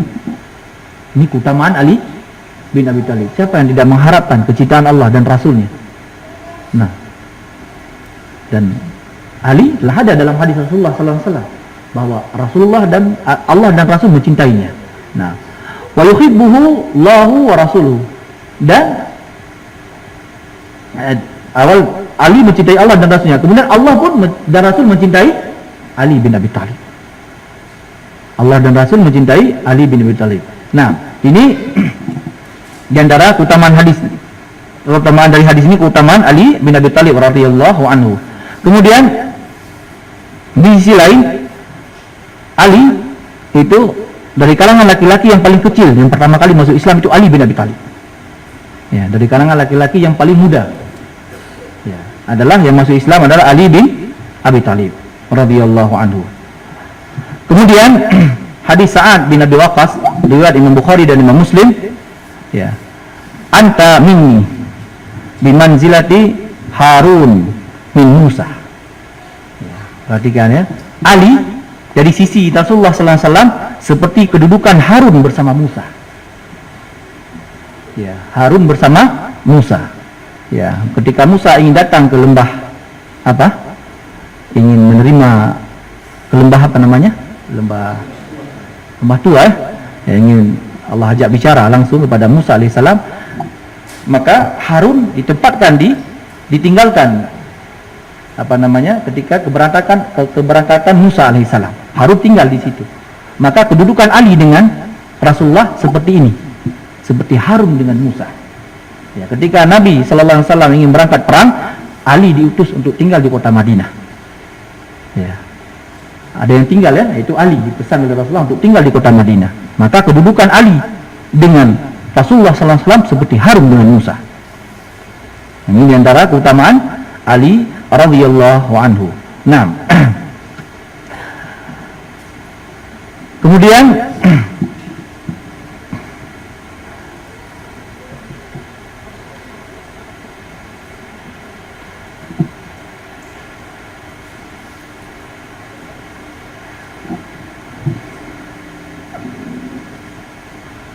dari kalangan budak yang masuk Islam siapa? Zaid bin Harisah. Dari kalangan bekas budak. Kalau dari kalangan budak, Bilal bin Rabah. Kalau dari kalangan wanita yang pertama masuk Islam siapa? Khadijah. Ya. Dari kalangan wanita yang pertama masuk Islam adalah Khadijah. Dari kalangan budak yang pertama apa? Bilal bin Rabah. Dari kalangan bekas budak siapa? Zaid bin Harisah. Nah, jadi ini hal yang disebutkan oleh Imam Qutaibah rahimahullah tentang keutamaan para khalifah Rasulullah sallallahu alaihi wasallam. Jadi 4 khalifah ini telah disepakati oleh para ulama. Jangan coba-coba menyelisihinya. Siapa yang menyelisihinya adalah ahlul bidah dari kalangan Syiah Rafidah. Syiah Rafidah lah luar biasa ucapan Syiah Rafidah ya terhadap sahabat-sahabat. Dikatakan Abu Bakar dan Umar adalah 2 anjing Quraisy. Ya, ini ucapan kekafiran ini. Menuduh manusia terbaik setelah para Rasulullah sallallahu alaihi wasallam. Ya, ucapan Syiah Rafidah. Dikatakan kepada istri juga, istri Rasulullah sallallahu alaihi wasallam adalah wanita pelacur. Seluruh istri Nabi dianggap Allah pelacur semuanya. Ini ucapan Syiah. Nah, nasallallahu salamah. Kita mohon pertolongan kepada Allah dari hal yang demikian. Selesai dari ucapan Qutaibah bin Sa'id rahimahullah. Kemudian ucapan beliau yang lainnya akidah yang disepakati oleh para ulama, wal qaful al masawi ashabil Muhammad, ya, menahan diri ya dari membicarakan kejelekan sahabat Nabi Muhammad. Kita harus menahan diri. Ini akidah. Harus menahan diri dari membicarakan kejelekan para sahabat Nabi Muhammad sallallahu alaihi wasallam. Wala nadhkuru ahadan minhum bisu, Tidak boleh kita menyebutkan seorang pun ya dari sahabat Nabi sallallahu alaihi wasallam dengan kejelekan. Wala nantasisu ahadan minhu, dan kami tidak boleh mencela seorang pun dari sahabat Nabi sallallahu alaihi wasallam. Nah, ini disebutkan oleh Qutaibah Ibn Sa'id rahimahullah, kewajiban terhadap seluruh para sahabat. Ya, kewajiban terhadap seluruh sahabat kita harus menahan diri dari membicarakan kejelekan mereka. Nah, kemudian kami tidak menyebutkan seorang pun di antara mereka dengan kejelekan. Kemudian serta kami tidak mencela seorang pun dari kalangan mereka. Ini akidah yang telah disepakati oleh seluruh para ulama dari generasi sahabat, tabi'in dan atba'ut tabi'in semuanya. Akidah yang disepakati. Dari pembahasan ini ada hal yang kita garis bawahi yang ingin kita jelaskan. Yang pertama, waqafu an masawil ashabi Muhammadin sallallahu alaihi wasallam. Ya, menahan diri terhadap para sahabat Rasulullah sallallahu alaihi wasallam. Nah, menahan diri dari sahabat Nabi sallallahu alaihi wasallam. Ini yang kita jelaskan ya. Dari ulama ahli hadis, ulama ahli sunnah wal jamaah menegaskan salah satu akidah, prinsip pokok, tidak boleh seseorang menyebutkan sahabat itu dengan kejelekan. Harus menahan diri dari kejelekan yang mereka terjatuh dalamnya. Karena mungkin ada kejelekan-kejelekan kadang yang mereka lakukan ya berdasarkan ijtihad mereka. Tapi tidak boleh seorang kaum muslim membicarakan kejelekan mereka. Nah, Rasulullah sallallahu alaihi wasallam bersabda dalam hadis At-Tabrani, ya, "Idza dzukira ashabi fa'amsiku." Apabila disebutkan sahabatku dengan kejelekan, hendaklah kalian menahan diri. Ini perintah dari Rasulullah sallallahu alaihi wasallam. Apabila ada kamu lihat seorang menyebutkan sahabatku dengan kejelekan, ya, tahan diri kalian. Ya, tahan diri kalian. Ini hadis diriwayatkan oleh At-Tabrani rahimahullah. Kemudian dalam hadis Bukhari, riwayat Imam Bukhari dan Imam Muslim, Rasulullah sallallahu alaihi wasallam bersabda, "La tasubbu ashabi." La tasubbu ashabi. Dua kali Nabi sallallahu alaihi wasallam mengulang, "Jangan kalian mencela sahabatku. Jangan kalian mencela sahabatku." Ya. Fa wallahi alladzi nafsi biyadi, demi Allah, demi zat yang jiwaku ada di tangannya. Lau anna ahadukum anfaqa mislu Uhudin zahaban. Seandainya salah seorang dari kalian berinfak, ya, infaknya sebesar gunung Uhud berupa emas. Emas dia infakkan di jalan Allah sebesar gunung Uhud. Ma adraka mudda ahadihim wala nasifah. Maka tidak bisa menandingi satu mud. Satu mud dia dua telapak tangan orang dewasa. Ya. Tidak bisa menandingi satu mud atau bahkan setengahnya. Ya, tidak bisa menandingi sedekah mereka itu. Walaupun kalian bersedekah emas sebesar gunung Uhud di jalan Allah, tidak bisa. Nah, berarti dari sini memang tidak bisa kita mencapai mereka. Ya, dalam sisi amalan ya tidak bisa mencapai sahabat Rasulullah sallallahu alaihi wasallam. Demikian mulia mereka. Dahak. Maka dari hadis ini menampak jangan coba-coba mencela mereka. Menjelek-jelekkan mereka, menyebut-nyebut kejelekan mereka, tidak boleh. Bagi seorang muslim tidak boleh menyebutkan kejelekan para sahabat. Dan ini hal yang disepakati oleh para ulama.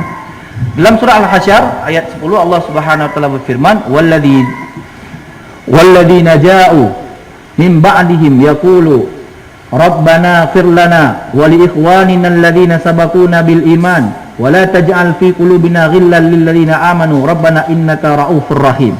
Ya. Orang-orang yang datang dari kalangan setelah mereka, itu dari orang-orang Muhajirin dan Ansar, mereka berkata, "Wahai Rabb kami, ampunilah kami." Ya.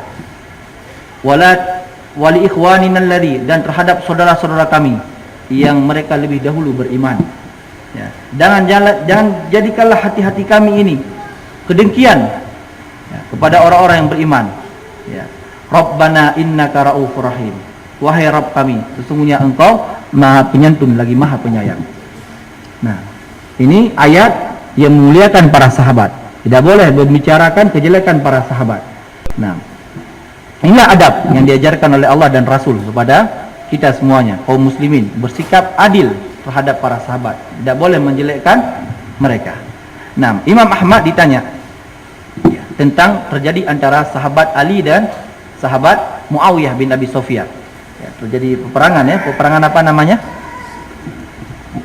Apa? Siffin ya. Ya, peperangan Siffin terjadi antara Ali dan Muawiyah. Jadi ada seorang datang kepada Imam Ahmad bertanya tentang dua sahabat ini. Apa dijawab oleh Imam Ahmad? Beliau menjawab dengan ayat Allah, Al-Quran. Dalam surah Al-Baqarah ayat 141, Allah Subhanahu wa taala berfirman, "Tilka ummatin qad khalat laha ma kasabat wa lakum ma kasabtum wa la tusalu amma kanu ya'malun." Tilka, itulah umat yang telah berlalu. Para sahabat telah berlalu. Mereka telah berlalu.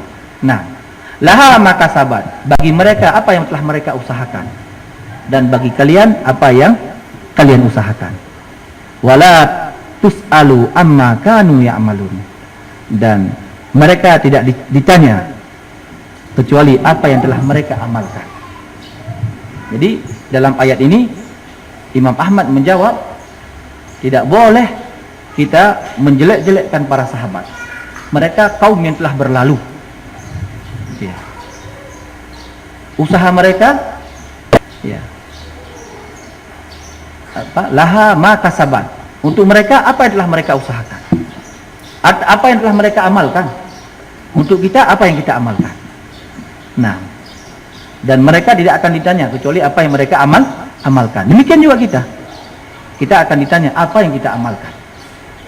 Ini beliau. Jadi dalam ayat ini hendaknya berhenti. Jangan coba-coba menjelek-jelekkan para sahabat. Ini akidah Ahlussunnah. Membicarakan kejelekan para sahabat, tidak membicarakan penyimpangan yang terjadi di tengah-tengah mereka. Tidak boleh. Akidah ini telah disepakati oleh para a'immah, seluruh kaum muslimin. Nah, sekarang apa faedah membicarakan mereka? Ya. Dari sisi ilmu apa? Dari sisi amalan apa faedahnya? Nggak ada. Nah, kemudian kalau membicarakan pada sahabat, pasti akan mengantarkan kepada keburukan. Pasti akan mengantarkan kepada keburukan. Ya. Sehingga kita tidak bersikap adil. Ada pernah saya dengar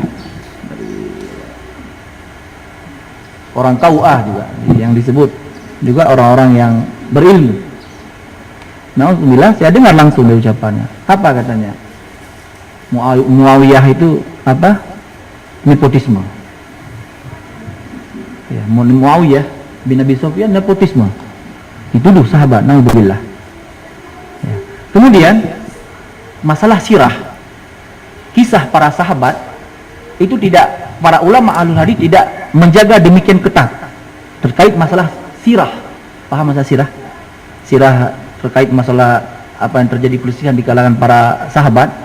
Itu para ulama ahlul hadis tidak demikian ketat memeriksa sirah tersebut. Tidak sebagaimana hadis. Kalau hadis Nabi demikian ketat, mana hadis dhaif, mana hadis dhaif, mana hadis yang kuat, hadis yang sahih. Demikian ketat mereka periksa. Ya. Memeriksa jalur-jalurnya. Apakah ini orang dusta atau tidak, orang lemah hafalannya atau tidak, diperiksa demikian ketat. Adapun sejarah tidak ada mereka memeriksa dengan ketat demikian. Makanya mungkin sejarah para sahabat telah disusupi oleh ahlul bid'ah. Kita tidak bisa mendapati sejarah yang sebenarnya. Tidak bisa lagi mendapati, apalagi zaman kita dengan zaman mereka, zaman yang sangat jauh. Untuk mencapai kepada hakikat sebenarnya tidak ada jalur lagi. Maka yang lebih selamat adalah diam dari perselisihan yang terjadi di kalangan Muawiyah dan Ali, Muawiyah dan siapa? Aisyah radhiyallahu anha. Terjadi perselisihan. Mungkin mereka sama-sama berijtihad, tapi kita tidak pantas membicarakan mereka. Ini nasihat para ulama. Karena terkait kisah dengan mereka, tidak ada kisah yang bisa dipertanggungjawabkan lagi. Karena ulama ahlul hadis tidak demikian ketat memeriksa sirah-sirah ini. Berbeda dengan hadis Nabi sallallahu alaihi wasallam. Sangat ketat pemeriksaan itu. Nah, dipisahkan mana hadis lemah, mana hadis kuat, mana hadis lemah, mana hadis kuat. Ya, nah, Adapun kisah tidak demikian ya. Nah, ini yang harus dipahami. Jadi kata Qutaibah bin Sa'id rahimahullah, wal kaffu an masawil ashabi Muhammadin sallallahu alaihi wasallam. Hendaknya kita menahan dari membicarakan kejelekan-kejelekan yang terjadi di kalangan para sahabat Nabi sallallahu alaihi wasallam. Tidak boleh. Ini akidah yang harus dipegang oleh setiap kaum muslimin dan muslimah. Nah, kemudian karabatnya kata Imam Qutaibah rahimahullah, wala nadhkuru ahadan minhum bisu. Ya, tidak boleh kita menyebutkan sahabat dengan kejelekan. Tidak boleh menyebutkan sahabat dengan kejelekan. Ya, kewajiban untuk menjaga diri dari membicarakan fitnah atau kejelekan yang terjadi di antara para sahabat. Wajib kita untuk menahan diri. Ya. Ini adalah prinsip Ahlussunnah yang sangat mendasar, yang dipegang. Wajib kita menahan diri dari membicarakan kejelekan para sahabat. Ya, Rasulullah SAW bersabda di hadis yang kita baca tadi, "Idza dzukira ashabi fa'amsiku." Apabila disebut sahabatku dengan kejelekan, hendaknya tahanlah kalian. Diamlah. Jangan kalian ikut-ikutan menyebut kejelekan mereka. Ini di kalangan orang-orang pada kalangan Syiah ya, yang menyebutkan kejelekan-kejelekan para sahabat. Nah, kemudian berkata Abu Daud rahimahullah dalam kitab beliau terkait maka akidah Ahlussunnah wal Jamaah, kata Imam Abu Daud siapa namanya? Abu Daud itu kunyahnya. Namanya siapa? Sulaiman. Ya, Sulaiman bin Asyas As-Sijistani rahimahullah. Sulaiman bin Asyas. Ya. Sulaiman nama beliau ya. Wa qul khaira qaulin, kata beliau. Ucaplah ucapan yang baik, nasihat beliau ya. Abu Daud rahimahullah. Ucapkan ucapan yang baik kepada para sahabat. Ya. Seluruh sahabat Rasulullah. Ucapan-ucapan yang baik. Karena para sahabat itu memiliki keutamaan. Ya. Sebagai pembela Rasulullah sallallahu alaihi wasallam. Ya. Yang menerima ilmu dari Rasulullah sallallahu alaihi wasallam. Ya, beriman dengan beliau. Ya. Berkumpul dengan beliau. Para sahabat salat di belakang beliau dan melihat beliau dan mendengar Rasulullah sallallahu alaihi wasallam. Nah, ini hal-hal ini ya terkumpul pada para sahabat. Ya. Maka ucapkanlah, kata Abu Daud, ya, Imam Ahlussunnah, dengan ucapan yang baik kepada para sahabat. Artinya di sini melarang, ya, boleh mengatakan kejelekan kepada para sahabat. Kemudian fi sahabatil kulluhum, pada seluruh sahabat. Ini ucapan Abu Daud, pada seluruh sahabat hendaknya kalian memuji dan menyanjungi mereka. Nah, memuji dan menyanjungi mereka, bukan malah mencelanya, tapi memujinya. Nah, kita sudah lihat keutamaan-keutamaan mereka. Seluruh para sahabat disebutkan dalam Al-Quran masuk surga. Ya, jadi pantaskah orang telah masuk surga, dikabarkan surga oleh Allah Subhanahu wa taala, kita mencelanya? Ya. Maka orang-orang yang mencelanya bukan berada di atas jalan yang lurus. Ya, maka kata Abu Daud, seluruh para sahabat hendaknya kalian puji, menyanjungnya, dan jangan sekali mencelanya. Ya, karena mereka adalah telah mendapat pujian dan sanjungan dari Allah Subhanahu wa taala. Radhiyallahu anhum wa radu'an. Allah telah meridhai mereka dan mereka pun ridho terhadap Allah Subhanahu wa taala. Ini pujian dari Allah, pencipta langit dan bumi. Dan keutamaan para sahabat. Ini akidah. Ini bukan permasalahan sepele masalah ini. Hati-hati terhadap sahabat Nabi sallallahu alaihi wasallam. Kemudian kata Abu Daud rahimahullah, wala taku ta'anan tahibbu tajrahu. Janganlah menjadi pencela, ya, yang mencaci maki dan mencerca sahabat. Jangan kalian menjadi pencela dan mencaci maki, pencela sahabat Nabi sallallahu alaihi wasallam. Pencela sahabat Nabi sallallahu alaihi wasallam. Tidak boleh ya mencela seorang pun dari kalangan para sahabat. Jangan pula mencari-cari kekurangan mereka. Tidak boleh. Nah, kemudian sebagaimana orang-orang Rafidah ya dan Khawarij. Kalau orang Rafidah mencela, tidak mengakui sahabat. Kalau orang Khawarij apa? Menuduh sahabat itu kafir. Ya, ketika datang kepada Ali bin Abi Thalib, "Faman lam yahkum bima anzalallahu fahuwa umul kafirun." Siapa yang tidak berhukum dengan hukum Allah, maka dia kafir. Ya, datang kepada Ali bin Abi Thalib, orang-orang Khawarij, ya, membawa ayat ini. Siapa yang tidak berhukum dengan hukum Allah, maka dia orang yang kafir. Nah, apa kata Abi Thalib? Qaulul haq wa aradu batil. Ucapan ini benar, ayat benar, tetapi yang diinginkan dari ayat adalah kebatilan.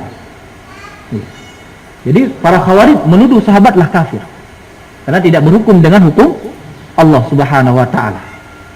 Nah, maka ini celaan orang-orang Khawarij terhadap para sahabat. Ada dua kelompok yang mencela sahabat, Syiah dan orang-orang Khawarij. Ya. Syiah dan termasuk Sayyid Qutb. Ya, Sayyid Qutb pencela sahabat juga. Yang dibangga-banggakan oleh Ikhwanul Muslimin. Kalau di negeri kita ini orang-orang PKI. Ini pendiri kelompok ini adalah Sayyid Qutb pertama kali.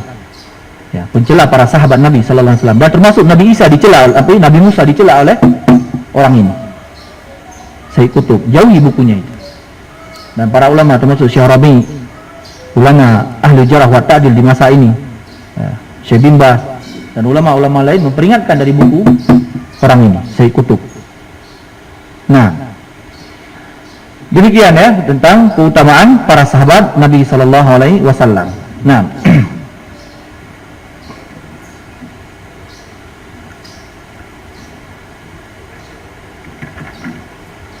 ya, kemudian bab berikutnya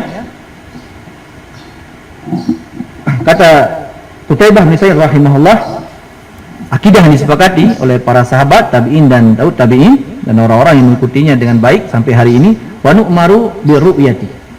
Kita beriman dengan ru'yah. Ru'yah artinya melihat Allah. Ru'yah. Nah, nanti akan kita bawa dalilnya. Wa tasdiqu bi ahaditsin allati ja'at, dan kita membenarkan seluruh hadis-hadis yang datang an Rasulullah sallallahu alaihi wasallam, datang dari Rasulullah sallallahu alaihi wasallam fi ru'yatihil haq. Ya. Hadis yang datang dari Rasulullah sallallahu alaihi wasallam tentang ru'yah, melihat Allah Subhanahu wa taala pada hari kiamat adalah hak, benar adanya. Ini akidah yang disepakati. Ya, keyakinan seputar melihat Allah Azza wa Jalla pada hari kiamat. Masih ada waktu. Hah? Berapa menit lagi? 20. Nah. Baik. Ini seputar melihat Allah Subhanahu wa taala. Ya. Nah, ini akidah disepakati ya, wa nu'minu bi ru'yati. Kita beriman, kata Qutaibah, dengan ru'yah. Ru'yah artinya melihat Allah Subhanahu wa taala pada hari kiamat. Ini termasuk pembahasan akidah yang penting ini. Ya. Yang harus diyakini. Keyakinan bahwa orang-orang beriman melihat Allah kelak pada hari kiamat. Nah, makna ru'yah artinya melihat, ru'yatullah, melihat Allah. Nah, dan ini keyakinan Ahlussunnah wal Jamaah, keyakinan al-ghuraba, keyakinan salafus salih. Ya, keyakinan At-Taifah al-Mansurah, kelompok yang ditolong. Nah, semua mereka berjalan di atas keyakinan ini. Tidak ada yang melisihinya kecuali dari kalangan ahlul bid'ah, dari kalangan Mu'attilah, dari kalangan orang-orang Mu'attilah, Mu'tazilah, yang mengingkari Allah itu dilihat pada hari kiamat. Allah Subhanahu wa taala ini dilihat pada hari kiamat, ya, oleh penghuni surga. Ada dua tempat Allah itu dilihat, di padang mahsyar, kemudian di surga. Nah, hadis terkait masalah melihat ru'yatullah, melihat Allah pada hari kiamat, itu hadisnya mutawatir.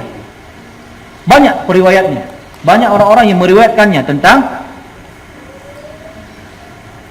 keimanan melihat Allah Subhanahu wa taala kelak pada hari kiamat. Ya. Dalam satu hadis riwayat dari Nabi sallallahu alaihi wasallam bersabda, wa qala Nabi sallallahu alaihi wasallam, innakum tarau rabbakum kama tarawna hadza qamara la tudamuna fil ru'yatihi. Kata Nabi sallallahu alaihi wasallam, sungguhnya kalian akan melihat Rabb kalian. Akan melihat Rabb kalian sebagaimana kalian melihat bulan. Ya. La tadamu, kalian tidak berdesa-desakan ketika melihat. Tidak antrian, tidak berdesa-desakan ketika kalian melihat Rabb kalian kelak pada hari kiamat. Nah, demikian. Ini perumpamaan ya, bukan seperti bulan ya. Ada perumpamaan. Kira-kira kalau lihat bulan ada enggak berdesa-desakan? Ya, mungkin semua orang bisa melihat bulan ya. Dari mana arah pun dia berdiri bisa melihat bulan. Tidak ada yang ribut-ribut.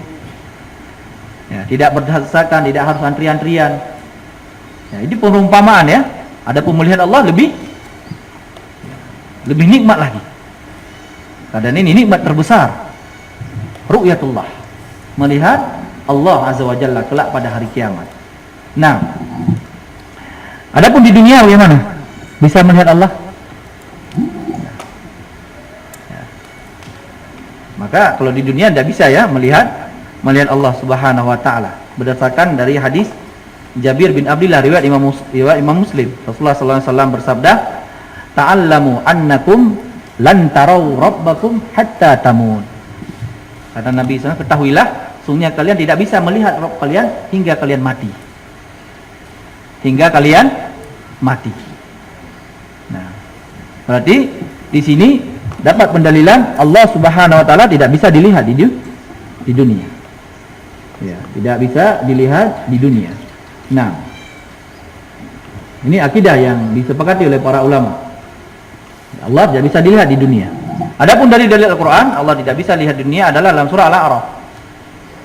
Dalam surat Al-A'raf ayat 143 tentang kisah Musa alaihissalam ya. Ya.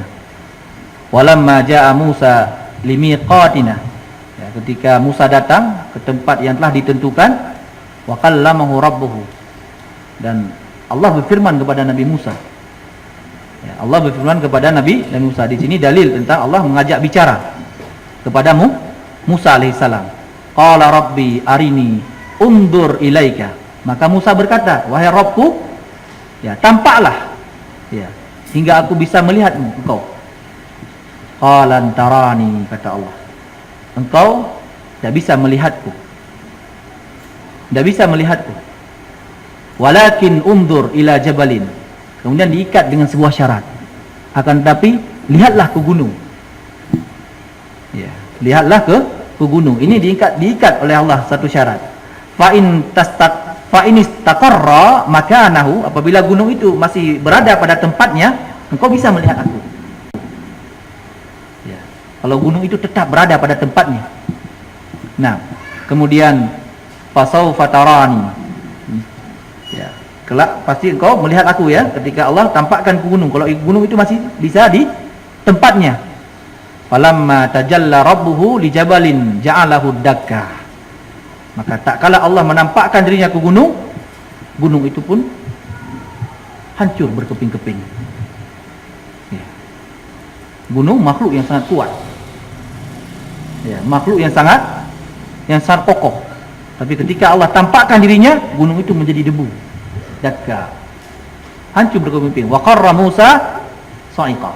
Dan Musa pun jatuh dalam keadaan tersungkur pingsan. Ya. Ini dalil Allah tidak bisa dilihat di dunia. Nabi Musa itu orang yang kuat. Ya, kisah Nabi Musa pernah ya lihat ketika menonjok seorang yang berselisih, ditonjok sekali tonjok mati. Sangat kuat Nabi Musa. Ya, kemudian kisah lagi ketika ada batu yang melarikan bajunya. Ya, batu ketika beliau mandi, Nabi Musa meletakkan baju di atas batu. Kemudian batu itu berjalan. Ya, kemudian mengejar, hajar saubi. Batu, bajuku. Dikejar oleh Nabi Musa. Dalam keadaan Nabi Musa tanpa pakaian. Dilihat oleh orang-orang. Oh, ternyata Nabi Musa begini rupanya. Karena Nabi Musa tidak ada pakaian. Karena Nabi Musa dituduh, naudzubillah, oleh orang-orang Bani Israil, orang yang besar kemaluannya. Ternyata tidak. Ya, kemudian Nabi Musa mendapati batu itu, kemudian menonjok batu, berbekas batu itu ditonjok oleh Nabi Musa. Ditinju ya. Ya, batu ditinju berbekas. Kisah dalam Al-Qur'an. Nabi Musa kuat. Tapi ketika Allah tampakkan, Nabi Musa ingin melihat Allah Subhanahu wa taala, diikat dengan sebuah syarat. Ya, dengan gunung ya. Ketika kalau nampak, maka kamu bisa melihatku. Ternyata gunung itu pun tidak tahan. Hancur berkeping-keping. Maka ini dalil Allah Subhanahu wa taala tidak bisa dilihat di dunia. Namun ada sebuah hadis, ya, Rasulullah SAW bermimpi. Ya. Bagaimana kalau melihat Allah dalam mimpi? Tapi di dunia dia dalam mimpi. Ini ada sebuah hadis dari Nabi sallallahu alaihi wasallam. Rasulullah sallallahu alaihi wasallam bersabda, "Ra'aitu Rabbi bi ahsani surah."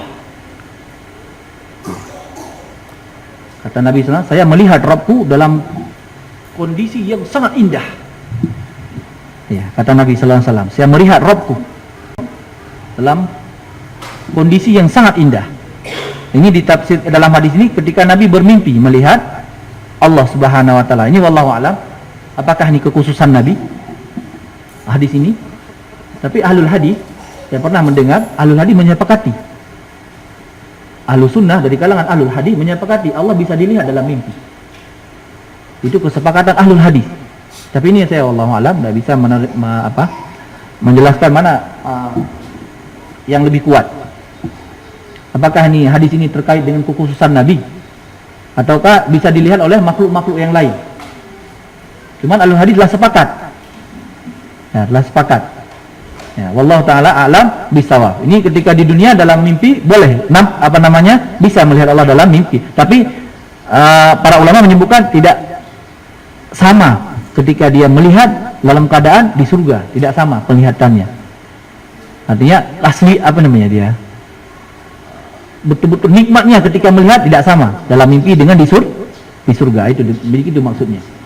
Nah, ini dalil tentang Allah Subhanahu wa taala tidak bisa dilihat ketika di dunia.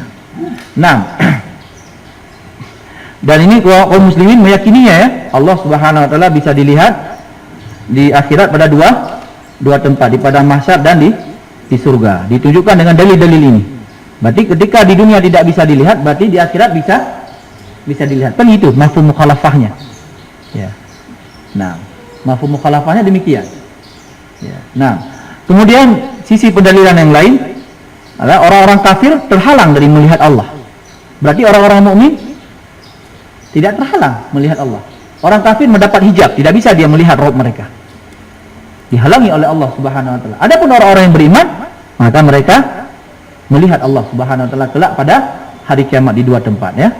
Kemudian di sini tadi dikatakan oleh Abu Daud rahimahullah, kata Abu Daud ya, Allah menampakkan diri kepada makhluk. Nah, dengan nyata ya, kelak pada hari kiamat. Ya bukan majas ini. Nyata. Allah menampakkan zatnya, dirinya Allah Subhanahu wa taala. Bukan kiasan ini. Ini akidah yang harus diyakini. Ya, Allah menyampaikan dirinya dalam keadaan nyata. Ini ucapan Abu Daud rahimahullah. Iya. Seperti purnama ya, yang tidak samar. Bahkan lebih jelas lagi. Ya, bahkan lebih jelas lagi. Nah, ini ucapan Al-Imam Abu Daud rahimahullah. Kemudian dari ucapan beliau rahimahullah, ucapan Qutaibah bin Sa'id, keimanan kepada ruqyah. Ya. Keimanan kepada ruqyah. Jadi kaum muslimin dan muslimah wajib mengimani Allah itu bisa dilihat pada hari kiamat. Wajib. Dan ini harus diharapkan wahai ikhwah yang saya hormati dan saya muliakan. Berharap, ya berdoa dan memohon kepada Allah supaya kita dapat melihat nikmat terbesar. Nikmat terbesarlah melihat wajah Allah Subhanahu wa taala. Dia akan kita baca ayat-ayat tentang tambahan nikmat. Dan tambahan nikmat ini adalah melihat wajah Allah. Melihat Allah Subhanahu wa taala. Maka berharaplah. Ya, ini akidah Ahlussunnah wal Jamaah disepakati oleh umat ini. Nah, dalil dari Al-Qur'an dalam surah Al-Qiyamah ayat 22 dan ayat 23 Allah Subhanahu wa taala berfirman, wujuhu yauma idin nadhirah. Ini udah hafal kita ayatnya. Ya. Wajah-wajah pada hari itu berseri-seri. Ila rabbiha nadhirah. Ya, ketika mereka melihat Rabbnya. Ini dalil yang sangat jelas ya. Wujuhu yauma idin nadhirah ila rabbiha nadhirah. Wajah pada hari itu berseri-seri ketika melihat Rabb mereka. Nah, Ya, ini melihat dipakai kata ilah di sini disebutkan oleh para ulama. Ketika ada kalimat ilah bergandengan dengan nubu nadirah, itu melihat dengan mata kepala. Ini sisi bahasa ya, disepakati oleh pakar bahasa. Ketika ada kalimat ilah bergandengan dengan kalimat nadarah, maka itu melihat dengan mata kepala. Ya, ayat ini melihat dengan mata kepala. Ini disebutkan oleh para ulama. Kemudian di ayat yang lain dalam surah Yunus ayat 26 Allah Subhanahu wa taala berfirman, "Lilladzi ahsanu husna wa ziyadah." Lilladzi, ya, bagi orang-orang mereka akan mendapat pahala. Ya, ada pahala wa ziyadah dan ada tambahan. Ya, pada hari kiamat dalam surga mereka mendapat pahala. Dan ada tambahan lagi. Ya, waziyadah ini adalah melihat Allah Subhanahu wa taala. Ya, sebagaimana diterangkan dalam hadis riwayat Suhaib bin Sinan, riwayat Imam Muslim. Dalam hadis Suhaib bin Sinan meriwayatkan kalimat ziyadah di sini menunjukkan dia melihat Allah Subhanahu wa taala pada hari kiamat. Az-ziyadah, tambahan. Dalam surah Al-Qaf pun ada. Dalam surah Al-Qaf lembaran yang kedua, yang paling sudut. Ya. Di situ ada tambahan nikmat. Tambahan nikmat di situ adalah menunjukkan melihat Allah Subhanahu wa taala.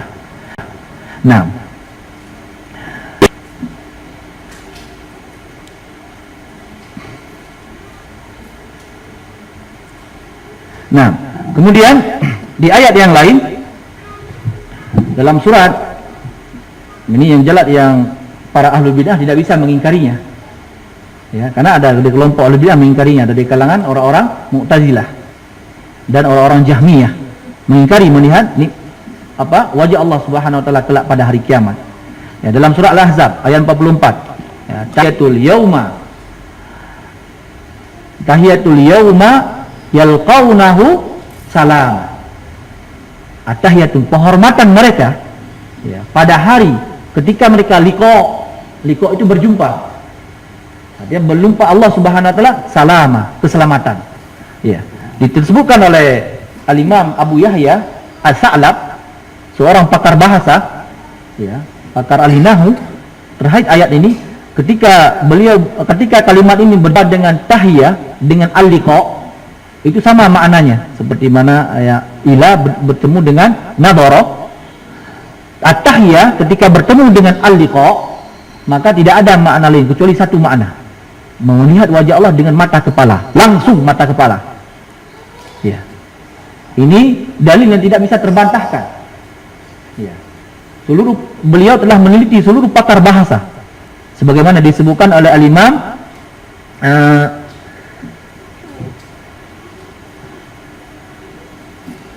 dalam Ibnu Battah dalam Ibanah. Al-Imam Ibnu Battah dalam Ibanah disebutkan ucapan Abu Yahya As-Sa'lab rahimahullah, seorang pakar bahasa, menjelaskan ayat ini.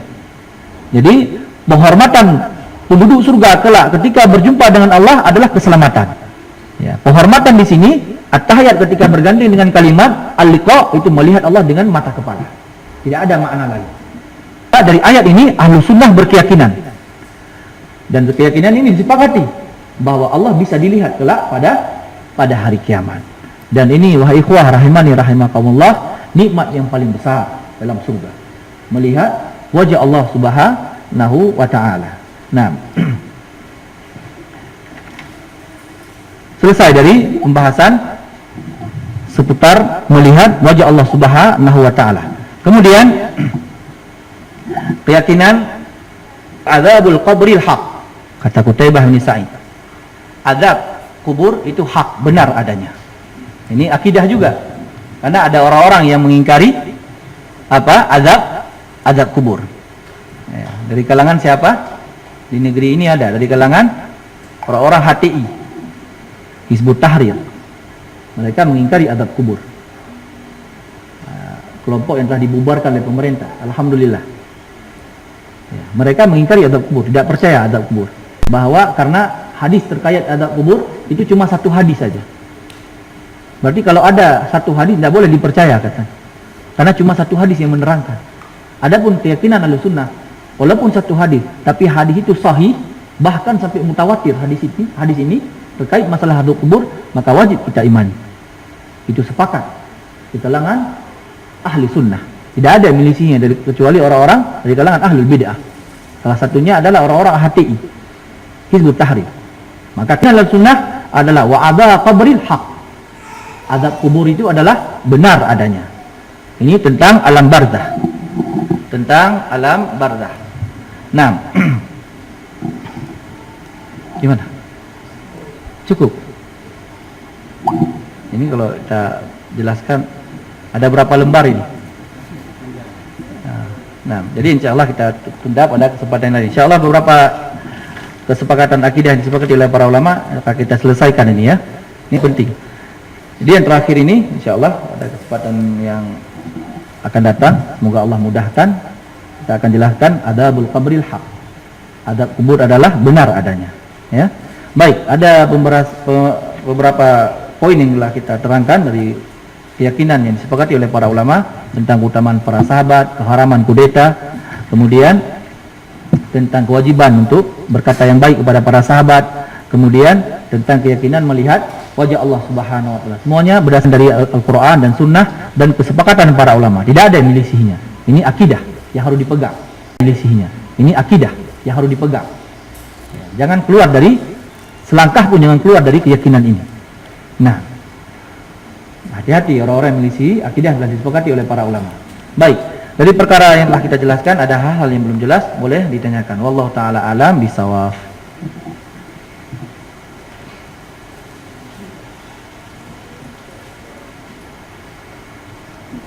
Nah,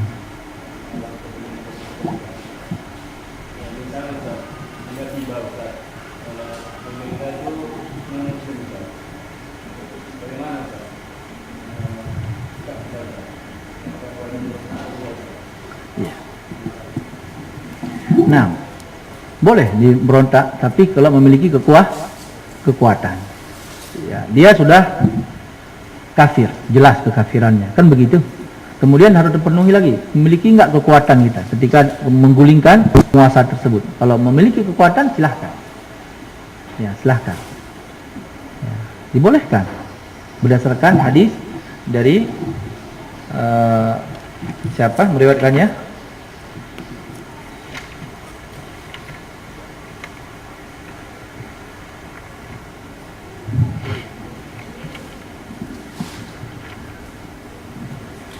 Ubah bin Samit, ya, berdasarkan hadis Ubah bin Samit. Boleh, ya, periksa aja, pegang syarat yang telah kita sebutkan.